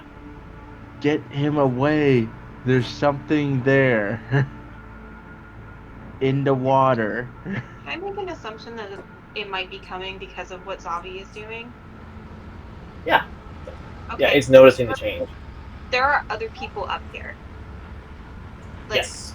spread apart. So how far apart are they spread? On each side of the river, it's about 100 feet between each person. This gap has been made. The circumference of this thing, I'd say that you can see on your side. You have the guy in front of you, then 100 feet you have another guy, and then going on an arc all the way around the other side of where the river would have been. Actually, you can actually see the river snaking up beyond. You can see a total of 7 people spaced 100 feet apart each. On the other side, it's a mirror. Okay. I want to start walking quickly towards the next one. Okay. And I'm able to do so. going to use 2 movement. So I'm going to go 50. And then I'm going to cast glass shield around myself. Okay. So yeah, you're in between the two people. The two of you see that. And funny thing I'm going to mention, Abby, you told me about this before. So you guys all three have the same movement speed. You have 25 feet of movement, but like Orion is what 6 feet tall, or a bit Yes. above 6 feet. Whereas Kaya is 3 feet. If you're moving the same distance at the same time length, you're only taking like a couple, big strides. Abby's like, I can imagine just like all these little short steps, and that's what I'm seeing in the sand. Um, but yes, you are now there. The two of you, you see her move away. What are you two doing? Zavi, you're I still on the told floor, on the ground, wrestling this guy. We're trying to.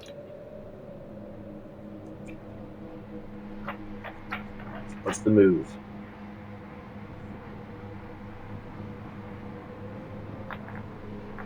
I am Ryan? going to move myself in a different direction, a little bit north of where Kaya went. That way I can get some distance, and I tell Zavi before I go, create distance. There's something coming towards you. And I Okay. I'm waiting for it to come go, at me. huh? I'm waiting for it.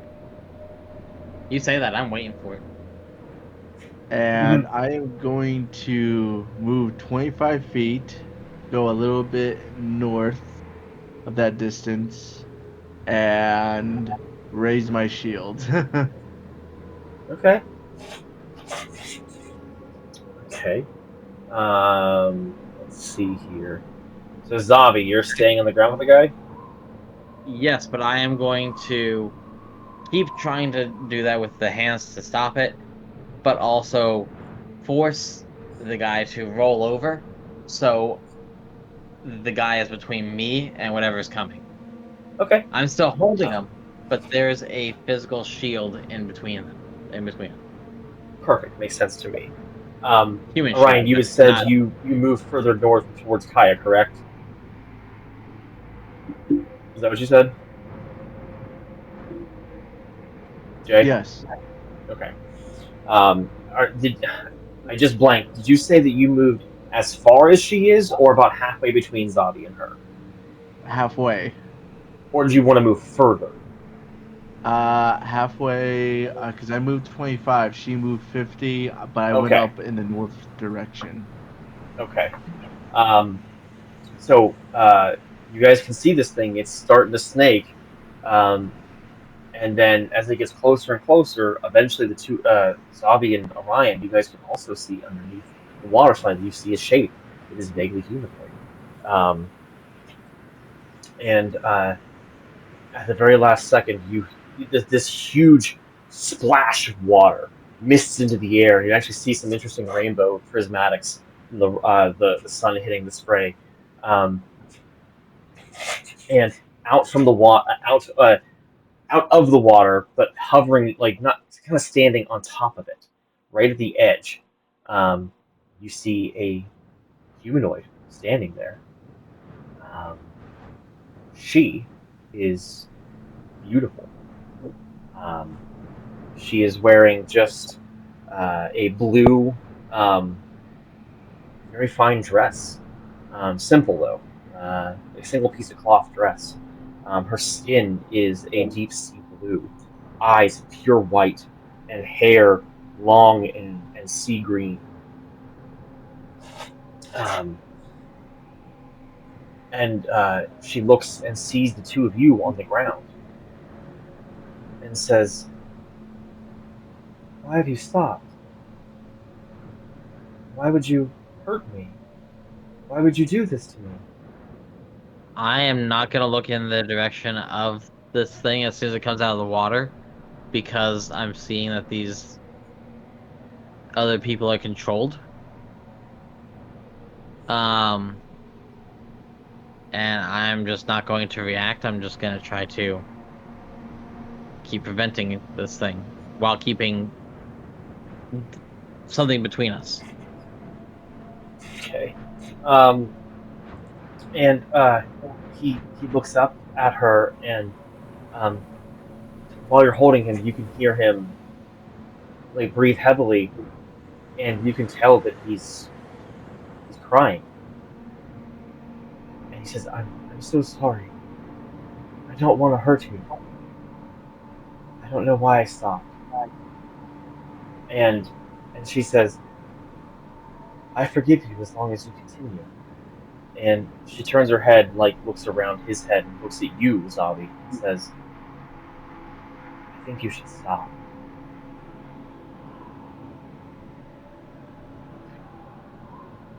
Um, I need you to make a will saving throw.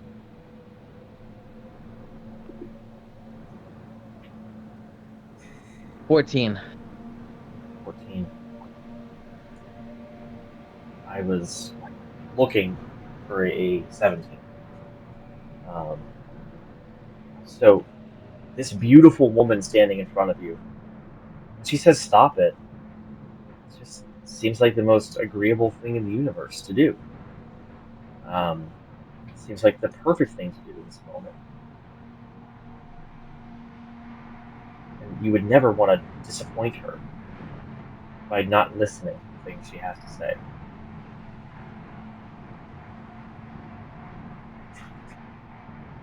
So she was doing this without my consent. I gotcha. What's that? She is doing things without my consent. I gotcha. Yeah, you are charmed by her. You are now charmed. Um, the other two, you guys can see this. Kaya, you know this spell. You know what's happening. You know he is charmed. You can tell from the look in his eyes that he is smitten. You know I'm not looking in that direction, right? Just to make sure. Yeah. They can't see my eyes. I'm looking completely away from everything. Oh, okay. Well then, at least you can tell by body language that he's charmed by her. You just had to hear her voice. What's that? He just had to hear her voice. Well, she cast a Presumably. spell, and she did it by talking. Yeah. She sees the two of you as well. She's aware that you two are there, but she's just not paying attention to you two. So I'm guessing with the charm, do you do as she says and let go? I mean, there's no way I can really fight against it, right? Um, no, because you are friendly towards her, which means that things to her seem things to you seem good. What she's saying. Um, if you wouldn't be able to use any kind of hostile action against her, um, you're not in it as deep as the others. So like you're free to make actions. You just can't do anything against her specifically at this point.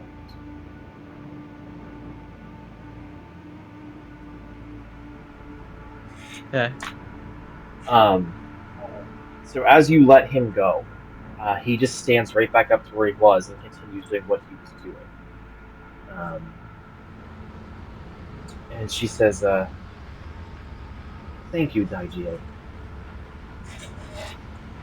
Um, and she looks at you and then down at the other two of you and says, "I think we have a problem. One that I think I can fix." Um, at that point, Orion and Kaya, are you looking at her? Or are you going to look anywhere else too? I'm looking at that guard. I am That going to. I'm going to avert my eyes by raising my shield, and I still have my javelin. Okay. Let's see. You're looking at the guard that was just released, or the other guard that you were going towards? the guard that I was headed towards. I was not Okay. even reacting to that because I knew something was going to happen down there. Cool. So you do notice something different. He obviously hasn't done anything different, but down further where there's that patch that has like the encampment, and there was a figure walking around, they are coming towards you. They are now walking over. Um, at this moment, what would you guys like to do?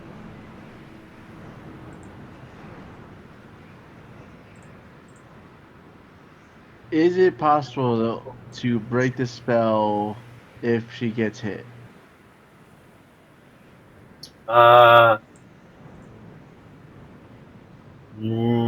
me double check it.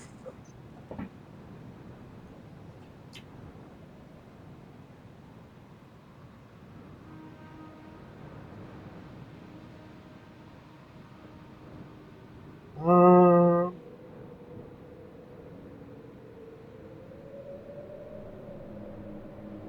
so it has to. It has to keep it up. Uh, it has to concentrate on it to keep it going. Um, let me check something else here. Because if it's where it's a concentration spell, and if I hit her with my javelins, then she has to at least make a roll to keep it up. Or it might break.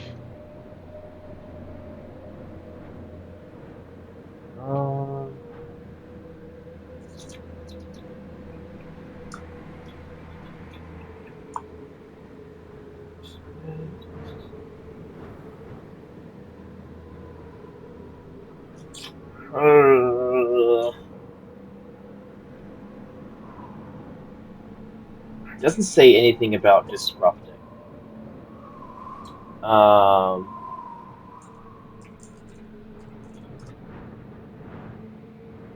So I'm The only way that it goes away is if they dismiss it. It seems like. correct. Correct. That's kind of what I'm thinking here. Or if they fail to use an action to sustain it.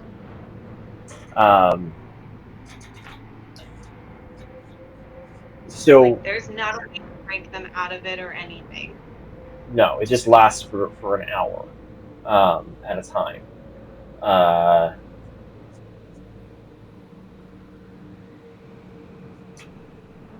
yeah, so I'm gonna say at this point, just attacking them is probably not going to disrupt it, but um, but there's a chance that if you were to fight with them, they might not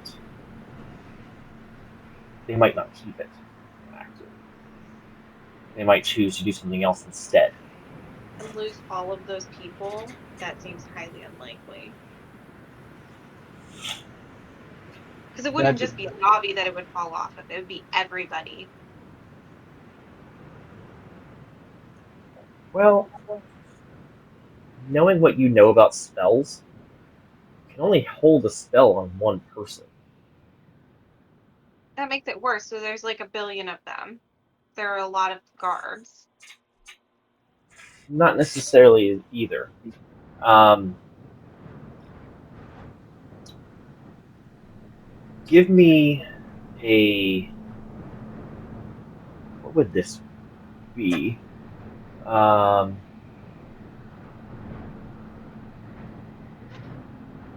this is going to be interesting.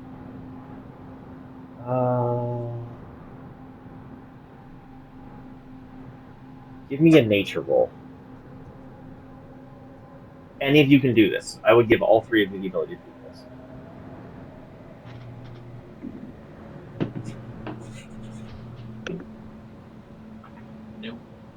Yeah, I got 6 + 1, so 7. That would one be a second. 1. Checking my nature. 15 total because I got +0 on that, so it's just 15. I got Okay, a great. 1. You got it. 0. Oh no. Um, Orion, I'm tired. What can you I have an say? idea of what this is. You have an idea. This is a naiad. Oh my Um, god, it's a naiad. What the hell is a naiad? it's a water spirit, like a water spirit fey creature. Um, but what you also know is that naiads don't work with others. They own their domain, and that's it. She's Um, crazy. so there is something else with these guys keeping them, but it is not a simple charm spell.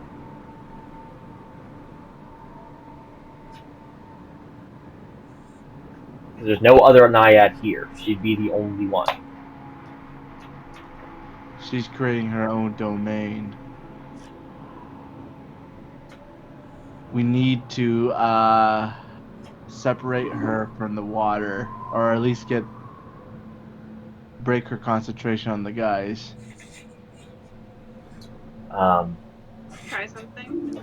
I'm probably Go gonna ahead. throw the spear. Go ahead, Kaya. Can I have days on this guy I'm near? I should be within 50 feet of him. Yeah, you should be. Go ahead. Let's see. It's a Um, will saving throw. so he has to make a will save. Mm-hmm. He's probably going to fail. It's a total of 14. Yep. 17 was the DC. So he's stunned 1. Okay. Yeah.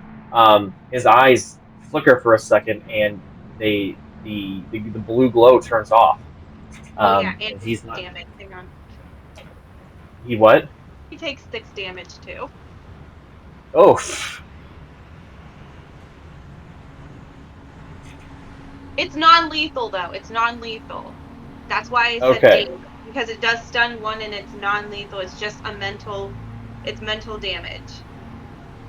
Okay. So they can't kill anybody.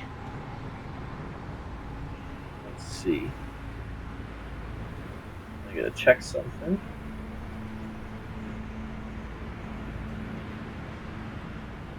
Okay, yeah. So it definitely hurts him, but not like a crazy large amount. It's probably gonna be okay. But yeah, so that gets disrupted, and you can feel the magic shift there as well. And her attention immediately focuses on you, and she starts walking on the water. Um, Zavi, she only gave you the direction to stop what you were doing. You're free to do anything else. You can follow her. You can walk away. You just did what she wanted you to do. So your command is done. Or not, well, she didn't really command you. It just sounded good. Like you wanted to be friendly to her. I just can't attack her. What's that? I just can't attack her, or No, you can't do anything hostile towards her specifically. Anything else in the world you want? Yeah, sure. You attack anything else, just not her. As after you daze that guy, Kaya, you actually hear something else. Um, you hear, "What are you doing?" And it comes from the guy walking towards you guys, who now breaks into a run, and is coming over. Okay, I cast glass shield again, too, Okay. because it only lasts After, one round. after a few seconds, he makes it towards where you guys are, and it's an elven fella who is wearing like hardcore scholarly robes, and he has a signet on it that Kaya you would recognize, coming from the as it comes from the Society of the Unseen Sun. His eyes aren't quite the same blue, like a translucenty blue, and he seems not to be as transfixed as the others. Um, and he yells at you, "What are you doing? You're disrupting things here. We're trying to help people." Um, and he looks over at the Naiad, and he says, "Are you okay, my lady?" And she you see her expression break, and she says, "No, they're here to stop this. You promised me this place would be mine." And he yells back, "Then we must stop them ourselves." And both turn to look at the three of you, and he pulls out a staff on his that's like it was connected to his side, and you see him start to cast something. At this moment, they are both coming for the attack on you. And what we will do is we roll initiative for that next week. We will go ahead and call it an end to tonight. I didn't get a chance to throw my freaking javelin. You will next week. You will next week. I will. You will fight these two things next week. But you guys have found the source of what is causing the water to stop. And it didn't take you that far to get there. Only about, what, 20, 30, 35 miles outside of town. It's only about, was it, like halfway between the city and the oasis? It was exactly like the cactus, as I called it. Did you really? Yes. Was it really by the cactus? Yeah, close, yeah. Okay, interesting. But you've found out the source of what's going on, and you've actually already figured out how to stop it. All you have to do is, sadly, get rid of her. So whatever is causing this to happen is at her direction. It's the people around this that are doing the spell, so it's their fault, but she's the one directing it. But if you get rid of her, whatever's directing them stops. But anyway, we will see what happens with all of this next time we get a chance to play, which is going to be next week. So with that, thank you all for sticking with us and watching. We really appreciate it. We're glad to do this game for you guys. Hoping that this is a bit more actiony for what people are wanting. I know you guys are probably happier to get into some hit and grit. I was hoping to get to a combat situation today, but just couldn't quite. I don't want to keep everybody up all night. So we would bid you guys all good night. Thank you for sticking with us. Don't forget to like. Don't forget to subscribe. Don't forget to ring the bell for notifications, and then give us some comments. But we will see you guys all next time. Thanks. See ya. Take care.